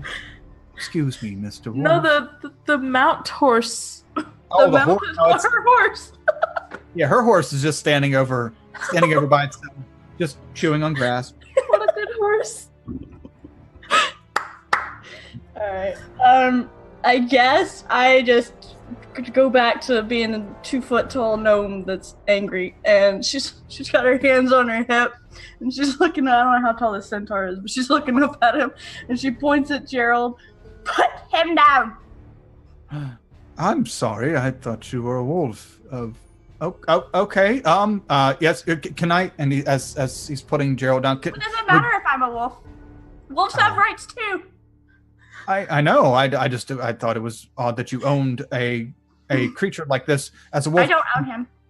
Oh, okay. Oh, then can I buy him from you? Or No. Borrow him for a children's birthday party? She just looks at Gerald, and he's just like, God, no, please. Gerald's amber eyebrow, is very furrowed. She's just like, no. He is a sacred artifact. You may not have him for what's a children's birthday party? I mean, she's a furbolg, and she's turning 11. But what's a birthday party? Oh, it is a celebration of Celestian magnitude of life, and there's streamers. She says, okay, no, picks Gerald up and starts walking towards, what's a giant baby? Oh, Centaur looks very defeated. And She hangs has his no head. social concepts at all. She just does not know what to do at all and just walks away. Okay. So the doctor, oh man, I'm in the wrong notes. I'm back on the table. Midgen Brow. There you go. Midgen Brow or something. Dr. Strange. Midgen Bro Perukatory. Purgatory. Walks over to you, Virgil. I don't mean to bother you, but is it possible if you were able to wrangle the baby that you set free the other day again? It's right over there. I don't think you noticed it, but it's rather large, and it seems as though it got out of custody. Well, looks like we're all done here. Everything resolved. Time to get back to the guild house. Yes, I believe our task here is complete. The day is still full. We should really report back and let the guild masters know that there was some sort of gilded demon trying to do things with the moss again. We have a lot of work to do and a lot more paperwork to do. Oh, yes, so much paperwork. It's definitely going to take all of us at once right now. Ashlyn's currently painting Gerald's nails. Oh yeah, the nail polish. Do you see the way that person handles animals and creatures? I've heard they are a trained baby wrangler. You should speak to them. See you later now, bye. Bye. You talking about me? Yeah, I'm walking alongside Virtual, just walking past. Looks like we Just got like our stops. So we're not gonna help with the baby then? By all means, good luck! I'm just gonna follow them at this point. The doctor hobbles over to you, Ashlyn. So you're a baby wrangler, eh? What's a baby? Excellent. It sounds like you know what you're doing. So, there's a large ogre baby over there. And she points, and you can see the Does head. it have a pet donkey? It could. It may very well. I hear that large, oversized ogre babies often have pet donkeys. Why? No reason. Oh, okay. Yes, can you please have the little fella come home? I have its eye drops here, and I think I could shrink it down to size if I were able to give him his drops.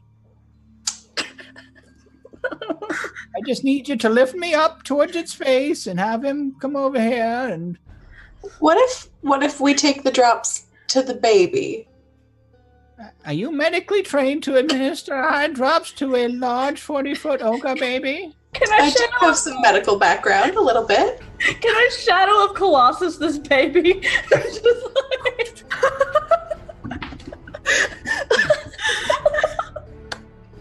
God of War, just to go up the baby, push all the buttons.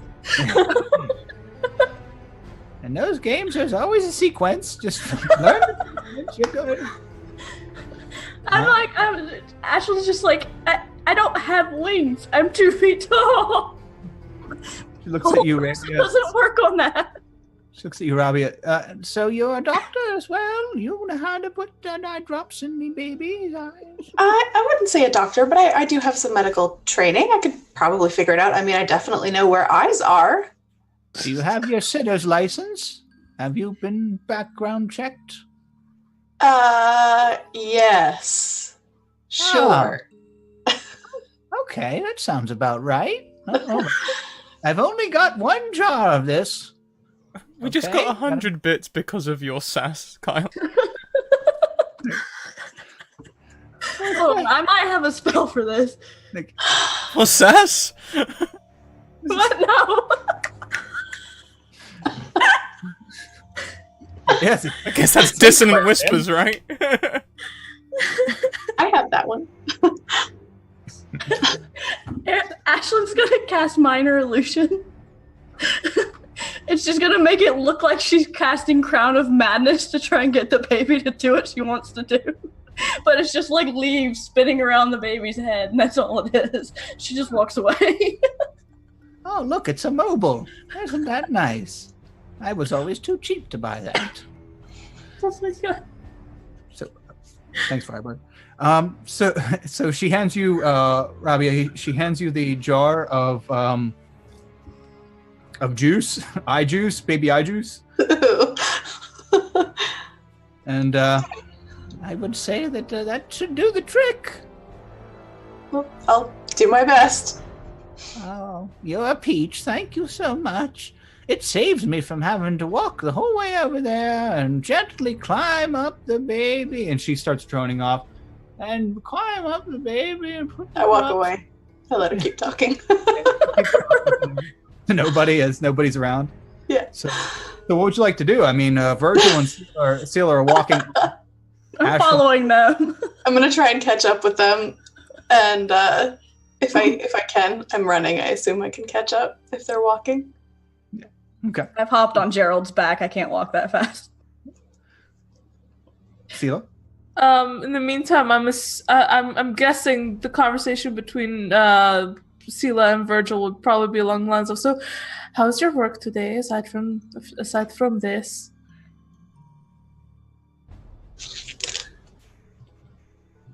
Virgil not very forthcoming, apparently. Yeah, but I don't.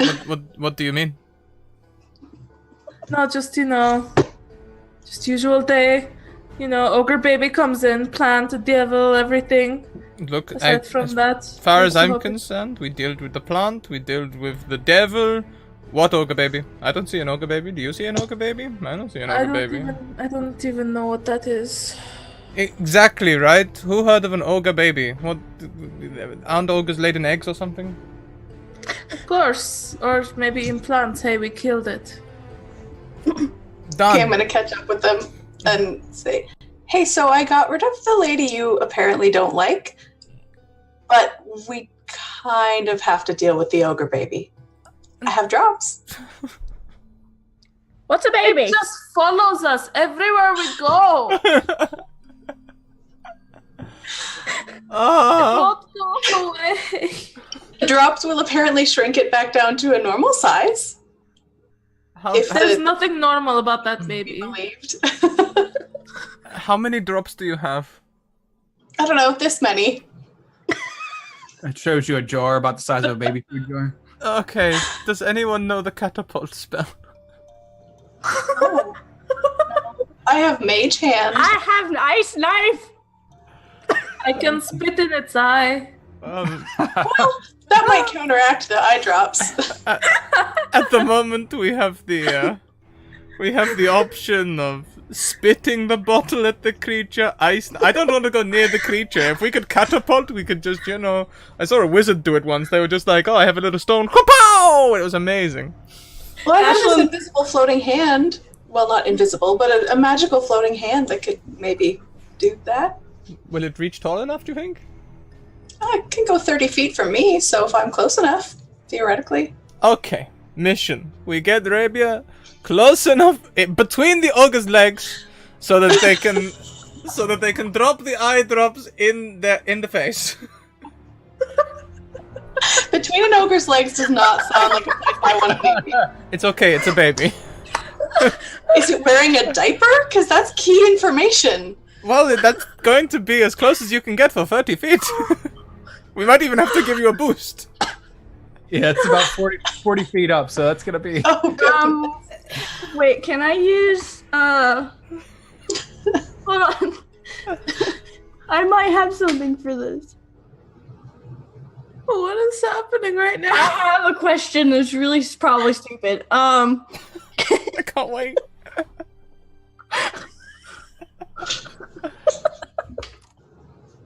Can I use wind wall to lift her up? Ooh, I mean, whenever we like get it. there, yeah, whenever we get there, I mean, you could sure try. That's Yeah. always the best DM turn. You can certainly try. Yeah, you can try anything here. So, absolutely. Ashley, Is there anything near the ogre baby I could climb? Perhaps. Well, you guys are still in the field, so are we all heading that direction, or are Virgil and Sela still? Perhaps if we get one more follower, 6 more retweets, or 2 more subs, we might be able to roll on the table again and get another one of them nice birdies that we got last time. That's true. Yeah, yeah. We had a rock. We had access to a flying freaking mount. The one game, and then we ended up. Hint, hint, chat, hint, hint. Maybe someone can convince Gerald that he can spread his wings and not be afraid of birds. I could throw my lemur friend. So let's launch the lemur. This is what the Simic combiners are reduced to, chucking lemurs. Yes. No lemurs were harmed in the film. Oh my god. Yeah, your lemur friend did come back to you. So he came to you and wanted up. Yeah. Oh, I mean, put back my shoulder. I could wild shape and just climb up the lemur or the. The lemur. I'm not gonna get far that way. Yeah, wild shape was a flea and climb up the lemur. Can you fly? Do you have fly speed at this level? I don't. Just swim. Could you be something that climbs really well though and climb the baby? I did not import my stoat sheet to this one, but I can shift into a stoat and climb up. I love that you have a stoat sheet. This is... I don't even know what a stoat is. It's a weasel. Yeah. Oh, okay. Oh, I play a moon druid and a Strahd game on Saturdays, and I just imported her wild shape sheets to this. She's a stoat, okay? Yeah. She's from fantasy, not Romania. So as the group, are Sela and Virgil, you're in on this, or are you still walking in the opposite direction? There is another way, I suppose. I could bring my whip. Sometimes it is a magical whip which restrains. We could lash it around one of the ankles, then we could Knock it over. run around the other ankle. Yeah. I like this. How about instead of causing more destruction, because if we think, if babies cry very loudly, how loudly do you think ogre babies will cry? I need these ears to listen to my experiments. Maybe we can talk to it, maybe you can bribe it with food and then get it to come down, and then we would be eye level. Anybody get a giant lollipop? Do you have a giant lollipop? No, I'm asking you. I don't. I can illusion a giant polypop. Virgil is eyeing Gerald. Didn't you say they were made of like amber? So they probably already look a bit like a lollipop. Alright, I'm gonna do it. Not Nadine, Ashlyn. She looks at Gerald and she kind of does this for a second. You Gerald's point her finger at him. Gerald's looking at its nails. Points her finger at him, and his tail just turns into what appears to be the stick of a lollipop. Looks back and then looks at you. Does it still whack? Just like...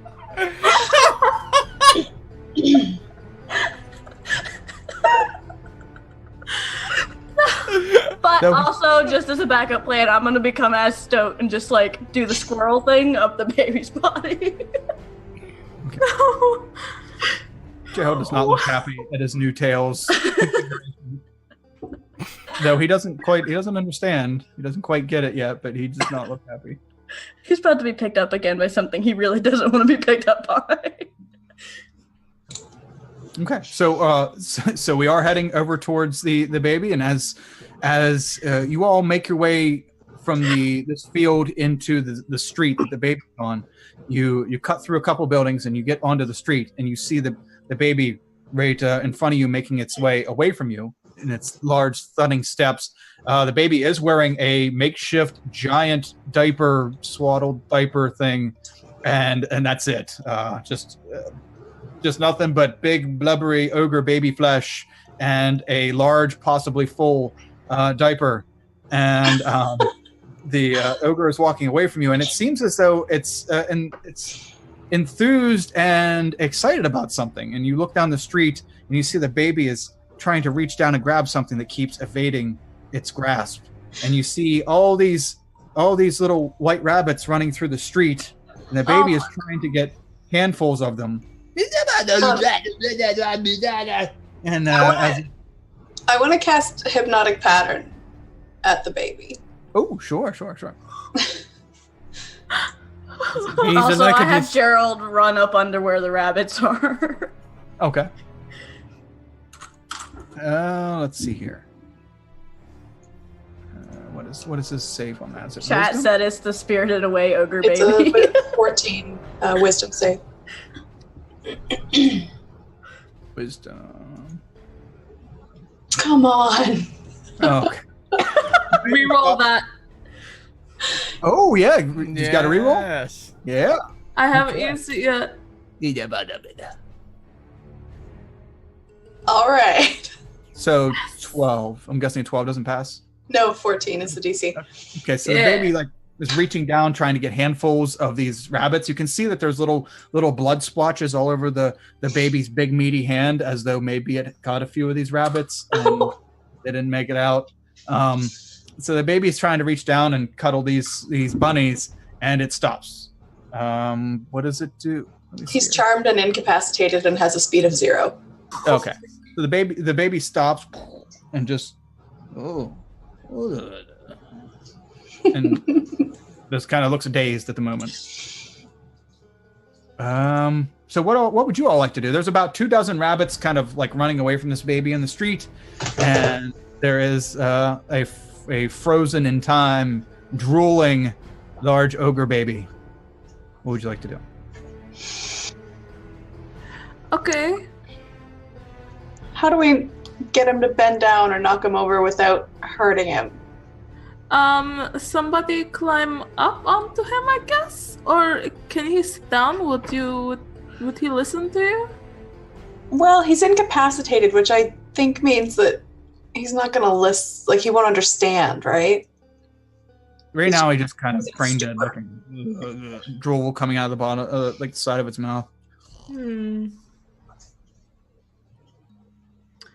Okay. So climb, I guess. He's not going to wake up unless you hurt him. So, who's the best climber? I'll go as a stoat. But you have to carry the bottle and pour the bottle. So how are you going to do that as a stoat? If that'd be athletics, then I can try. Hang on a moment. I'm sure we can make some sort of eye drop dispenser to attach to the stoat's back. She's gonna lean backwards over his head and hope it hits the eyes. She can carry it in her mouth? No, that's too small. Never mind. Is there anyone who's particularly good at climbing? I have a -1 modifier strength, so no. No, you wouldn't. I'm actually very good at persuading people to leave. That's my main job as a guardian. I'm much better at persuading people than anything else, to be honest. Okay, I will climb. Wait, would that be athletics or acrobatics? Because I'm okay in acrobatics. The athletics climb up there. Okay. Okay, maybe we go to one of them shop fronts, you know, with the big hanging, like, you know, the things, the shade things. We take one of Awning. those. An awning. Yes, an awning. We take it, we stretch it out. We get Ashlyn or Sprite, and we hold it really tight, and then we like, as you jump on it, we woof, and then acrobatics your way up. Launch the no. I like it. This is when Gerald learns to fly. Alright, she'll do it. She's insane. She agrees. Okay. She so is insane. So you all go over and you start dismantling one of the shop awnings, and you take the fabric and the sticks that were holding it up, and you kind of scoop it down, make like a bowl so that Ashlyn can climb in, and so you climb in. How do you have the? So you have the Holding it like this. Okay, you're holding it like that. Okay, and this takes some time, and you get everything orchestrated, and then you want to like pull it out, and snap it real quick, so she flies up in the air. She's gonna hold it like this and one arm Supermaning it. Do we have time to gather some horses? Because I have an idea. They'll be stronger than us. We tie a horse to each corner of the awning. Gerald can hold a corner. I use thaumaturgy to be really loud and make them all run. We've only got 1 minute of this baby being incapacitated, so... Okay, we just pull. Okay. We'll take Virgil, Sela, and Rabia. Can you all make athletics checks as you quickly run and try to flop this way? We'll take the average. This is gonna be the fastest character death I've ever had. Kyle, we have hit 8. We've hit our follower goal. We get another roll on your table. Oh yeah, this is so fitting. Please be me. I'm gonna die. Scrat, go ahead and roll an athletics check as I am determining. Oh wow, it is you. Go ahead and roll a d20. Oh, me? Yes. Okay. Also, I think Virgil, I'm using my reroll to reroll your athletics check. Thank you so much. Okay, Virgil. Do you want? Okay. It's better. It's much better. Okay, let's see what's going on here in the neighborhood. Was that 19? I'm gonna die. 300-year-old gnome just dead. It's fine. We averaged a 10. That's got to be good for something. Okay. So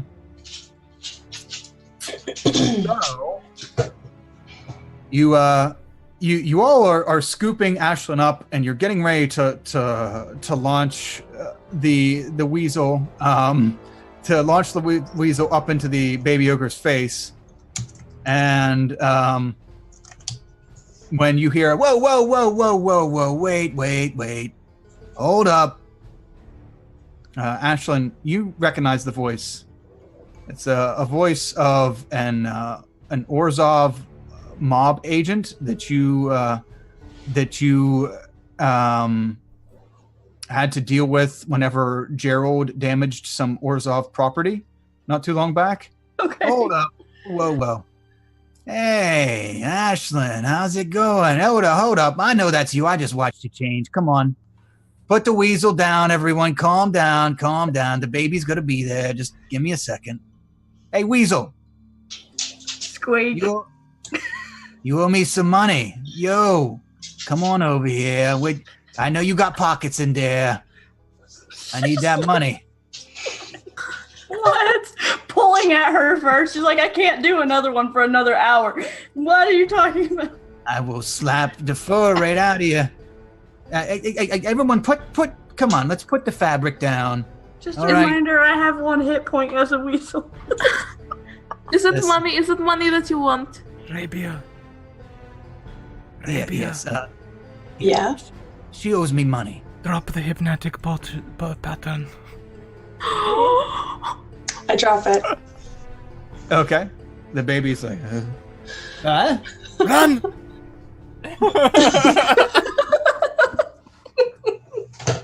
Okay, you all drop the thing and run. Ashlyn, you're in the cloth, like the cloth hamper almost right now, and it plops down, and you have this goblin looming over you. And behind the goblin are these 2 thrall-like creatures. They're kind of look like gargoyles, but they're like have leathery skin. They're not stone, and they have no eyes. They just have like a rounded head, and they have wings. So, Ashlyn, darling, friend, where's that money? It seems your friends are running off. What is that big fucking baby doing? And the baby's like, sees Gerald down by you, Ashlyn, and is reaching down for Gerald. And I'm gonna make this goblin do a dex save. This is the perfect time to use my upset stoat noises emote for my Twitch channel. So the baby, the giant baby, walks forward and steps on the goblin as it's reaching down for Gerald, and you hear as the goblin is underneath the baby ogrefoot, and the little leathery thrall dudes scatter. They fly off, and the baby picks up Gerald and starts putting it towards his mouth. Hey, baby! Hi, do you remember me? Baby's holding. Baby! Hi. Hi! Pick me up! Give me the jar! Little stoat just shoves it at you. Pick me up! Starts putting Gerald in his mouth and has no teeth, so it's. She's gonna be so mad at me. Coming, Gerald. I will give you a better treat to go with the lollipop. Yeah. Throws Gerald into a building. Gerald smashes through the wall and ends up in a room in one of the buildings next to you. It's a bludgeoning damage. He's okay. So looks down at you, Seela. I have something sweet. Ooh. Pick me up. Pick me up. Reaches down and gently scoops underneath you and holds you up to it. Okay, now you want to see something sweet? Look up. Look up. And I sort of sprinkle the drops in his eyes as he does. Okay. Down below, like with the other two, that is it. 3-1, the baby cries. 3-1, the baby cries. Maybe 2-1. So go ahead and make an attack roll as you throw this thick molasses-like liquid into the baby's eyes. Would that be my strength? Yeah, just a regular attack roll. Proficiency, strength. Yep. Oh, Oh wow! Heck the baby yes. dies from impact. Ashland's just backs and go get Gerald. At this point, The worst kind of crit. No, actually, okay. We'll say that's just precision crit, not You damage. got it in both eyes. Yeah. I use eye drops. Can confirm. Don't crit with them. Yeah. Throw it and it splits into two. Hits both eyes, perfectly dead center. Getting a nice, good, even glaze on both. The baby starts crying and throws you down to the ground. Oh no. Let's see here. Take what is it? D6? Yeah, it's only D6. So that's Per Good. 10 feet, isn't it? Like, yeah. So you take 16 Oh, bludgeoning damage as you are plummeted down to the ground, and Oh dust no. and dirt fly out around you. The baby is flailing and holding its eyes.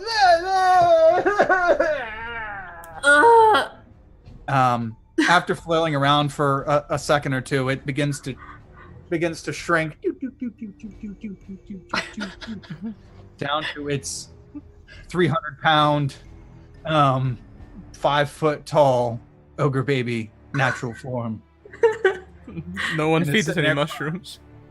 right? I was like, that's where my brain went. I was glad I'm not the only one. It goes down to baby form and it's trying to get the stuff out of its eyes. I'm sorry. I misplaced the sweets with this stuff. I'm gonna walk over to Seela and just like, try and help them up, just like, you did good.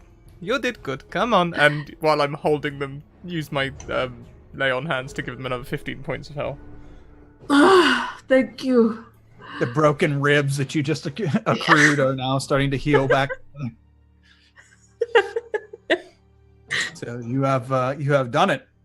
You look down the street and there are a couple dozen white rabbits running amok, but I mean, Ashlyn and Rabia, that doesn't seem like such a bad thing. Rabbits running around. Oh, rabbits are great. She's like, yes. Except for the ones that attack you back. They're not very nice. Like I a knew- Monty Python You rabbit. gotta attack them on the count of 3. So what would you all like to do? The baby is sitting there crying and I'm gonna pull out my lute and start playing a lullaby to the baby. ooh, okay. Do a performance check as you are tuning it in and playing. Oh, wow.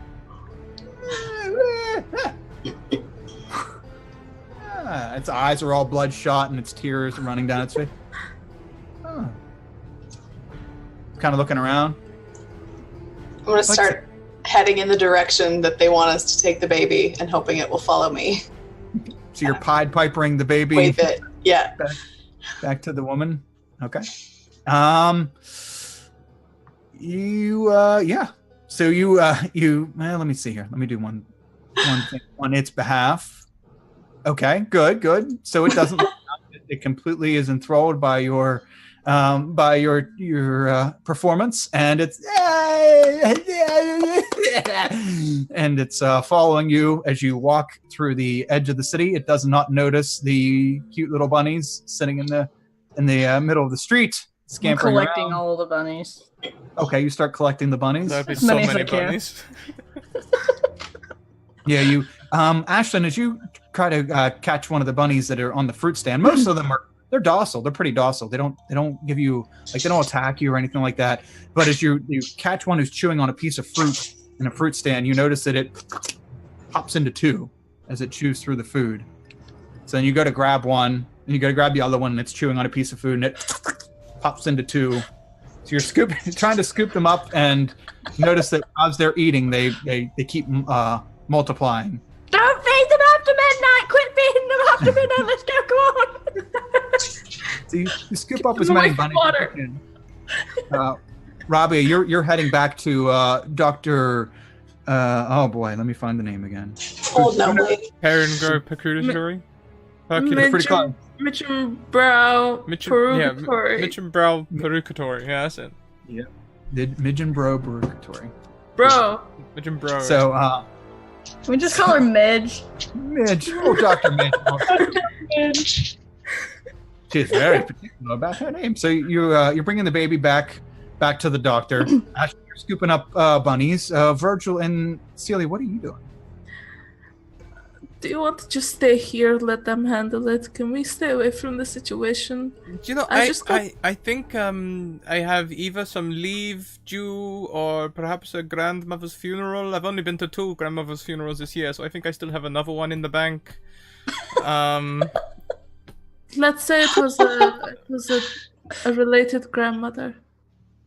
Oh, no, didn't you know? It's like a guideline thing. You can get away with, it's like a loophole. You can get away with 2 grandmother's funerals per year, you know. Oh. Yeah. They don't check the register back to see if you've taken them before. So as long as you don't exceed 2 a year, it's okay. Okay. You know, let's say our grandmothers were on a trip in a carriage and the carriage crashed somewhere. Yeah, you know, I appreciate you coming up with lots of, like, you know, supporting story, but really, people just stop asking questions. You say grandmother's funeral, Okay. they don't even ask you if you know, if there's anything wrong. You say, oh no, grandmother's funeral. They're like, oh, I'm sorry. They don't ask questions in case they upset you. It's great. It's a perfect loophole. I'm over here like, my grandmother died 500 years ago! And in the Simic Combine, you know, there's a lot of experiments on grandmothers, so they'll buy the excuses. Yeah. So you could have 12 is what you're saying because they've been cloned or something? Yeah.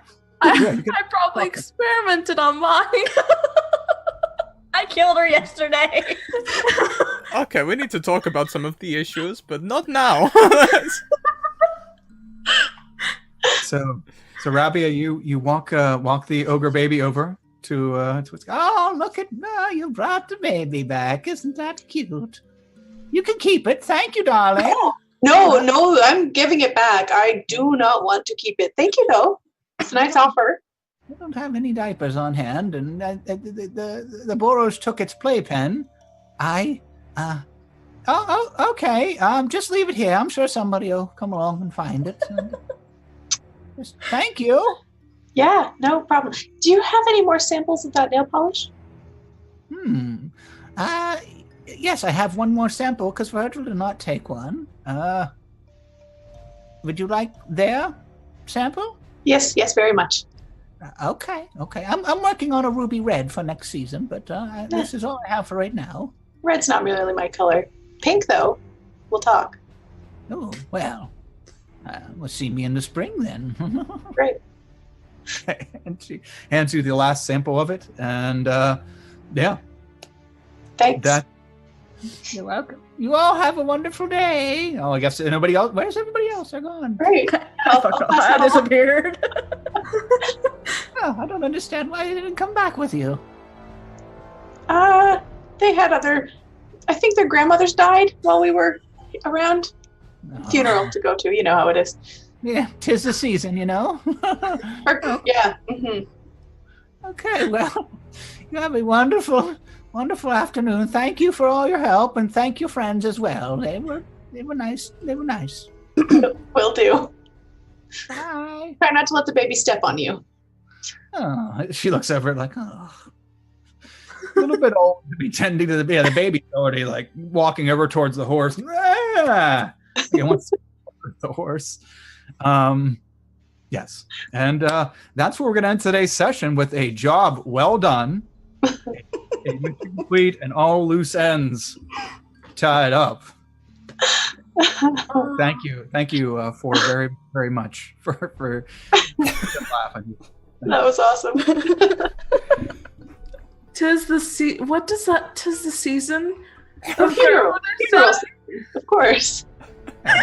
Like Virgil said, I mean, there's you grandmother deaths a year. So. Ashlyn can come up with another grandmother, I'm sure. Yeah, vacation season for shit's sake.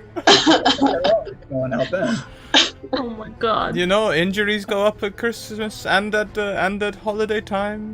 People go on holiday, they forget they've got Old a people job. fall on ice. Yes. Accent. Well, everyone, here we are at the end. Thank you so much for playing today. What a fun session. My cheeks hurt. Let's go round. Let's talk about our favourite parts, what you enjoyed the most about today's session, and it will also be a chance for you to tell us who you are, where we can find you online, and all the wonderful things that you do. We'll go the other way around this. We're going to go this way around the screen. We will start with Greenleaf Geek. Oh, hi! Oh, hi. So like I said, I'm Leah. I'm on Twitter and Instagram at Greenleaf Geek, and my website is greenleafgeek.com. Probably the thing I'm most known for, if I'm known for anything, is handmade dice. So I make handmade polyhedral dice, and I also sell other dice and gaming accessories and geek accessories, I guess. Mostly handmade. My favorite thing about the session. That's really hard because it was really good overall. I quite enjoy the idea of an ogre baby who's giant in general. So maybe just that concept. I was 100% picturing. Do you remember the Disney's Hercules movie? Where they're like the big thing like, Hercules! The Bring ogre. me Hercules! Yeah. Cyclops. Yeah, that's the one, yeah. Definitely go and check out Greenleaf Geek stuff. Leah makes wonderful dice. I see them pop up on my feed regularly, and they're beautiful. So thank you for that contribution to the whole community. It's beautiful. Oh, thank you. You're very welcome. Next around, we have Ori at Tired Vampire. Vampire? Vampire. Long story short, I tried to do Tired Vampire and someone had already stolen it, so I had to spell it differently. That underscore right there. Right there. What was your favorite part? Where can we find you? What'd you do? Well, my favorite part, honestly, was the interactions between Virgil and Ciela. Just the doneness of all of they're just done with everything. And I love it because that's me all the time. You can find me on my Twitch at tired_vampire, same Twitter, same thing. I do have a Patreon. I do D&D art, character arts for people, character sheets, stuff like that. For people on DM's Guild too. So, but yeah, Patreon, you get stickers for D&D characters and stuff once I actually start making them again, which will be April. So, yeah, I don't really have anything else. I'm on a bit of a hiatus right now with my art stuff. That's totally fair. Creative industry hiatuses are important to tackle that burnout and in that mood. Yeah. Yeah. Well, thank you so much. Wonderful playing with both of you today. I can't wait to get you back on and play with you again. It was great. Yeah. For sure. Anytime. Next around, we have Malakatra or Nairi. Oh, hi. Hi. Yeah, so I'm, at Malakatra on Twitter. Or, if you want to see more of the stuff that I do, I am on Fridays and Mondays. I am on our D&D channel, Natural Ruckus, where we stream games every evening or morning, depending on where you are. So yeah, you can find us on Twitter, catch up on the old episodes that we have on YouTube, or you can just follow the schedule, we have like the hours, and you can just catch us whenever. Or if you want to find me on my art Twitter, it is at rsdoodle, where I post all of my art stuff over there. My favorite part, I think it was collectively every time Virgil and Sela went ugh, or the equivalent of it, whenever like the doctor showed up and spoke. She's definitely this season's whatever the hell Jennings. Yeah. Oh, but nothing is like Jennings though. Jennings was a special cookie. But yeah, like I feel like those two should just quit, retire, be happy. They need a break. Aside from that, I loved being able to show Pretty Boy a thing or two about insulting someone. Yeah, that was a fun game. Absolutely fantastic game. Absolutely fantastic. And so lastly, we have our wonderful DM, Kyle. Thank you for running such an awesome session.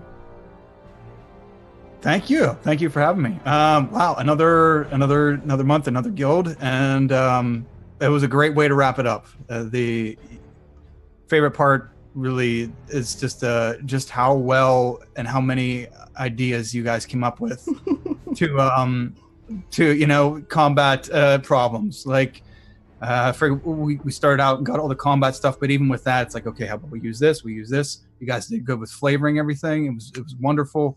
And then why don't we just launch the weasel? Why don't we do just the great, quick, rapid ideas were wonderful. And that last guild activity roll, which was very nicely skirted by a good idea, the Azorius mob comes and starts accosting the player character, and so they wanted to collect their money, but he woke the baby up at the right time, and pockets. Yeah, problem solved. It failed any chance of escaping under the big, hefty baby foot. So it just, you guys were awesome. It was hilarious, and you rolled with everything well. And I look forward to playing with all of you again, because it was a lot of fun. Truly fun. That's great. Truly. Yes. Thanks, Kyle. Thank you. That was fun. So that. No, I'm just Sir Stalwart, Twitch, Twitter, all that stuff. I'm here every Wednesday. DM games on my channel. That's it. I'm good. Yeah, go and pop Sir Stalwart a follow, everyone. Go and do that right now. I've just put his link in the chat. Go and pop him a follow. He deserves it. So next week we return to Guildmates of Ravnica, but it will be another guild. And me and Nairi need to decide which guild we are going to go to. So I would ask you all to please head over to the Discord, and in the curriculum section you will find a whole thing about the Guildmates of Ravnica. Let us know what your favourite guilds are and why, to try and sway our decision. That would be very much appreciated, because I don't know really anything about Magic the Gathering, so that'd be very much appreciated. I'd love to know what would be fun. I'm going to get my bot to put a wall of text in the chat now. It includes all of our social links, all of the ways you can support us, all of our sponsor information, and all of the stuff for like special codes we have with different companies as well. Thank you very much to Bird in the Storm Publishing and Mage Hand Press, who make the stream possible. They are our sponsors, and we look forward to doing more with them next season. Now, we're going to head over to OBB190. I was looking to see if Madame Gandalf was live, because I wanted to go and get some of that stripper thank you, stripper Alistair action, but they're not live at the minute. But Rachel is, and Rachel is another person. If you're not following already, you should be. But also, they may well know what we are talking about if we go in and ask about stripper Alistair. So I think that will be the plan, is we go and ask about stripper Alistair. But our raid cry today is going to be, oh thank you Night Hunter, we all look on point. The raid cry today is going to be, I'm a bite the devil. So get that in your clipboards now. as we go and raid in to Rachel. Thank you very much for playing, everyone. Viewers, thank you very much for viewing. We will be back in 2 hours with the Cypher Seminars. And I suppose I should write a story or something for that. It was DM'd by me. It's another viewer game played in the Cypher system with a tutorial at the beginning. So I look forward to seeing you then. I will see you all later on. Bye!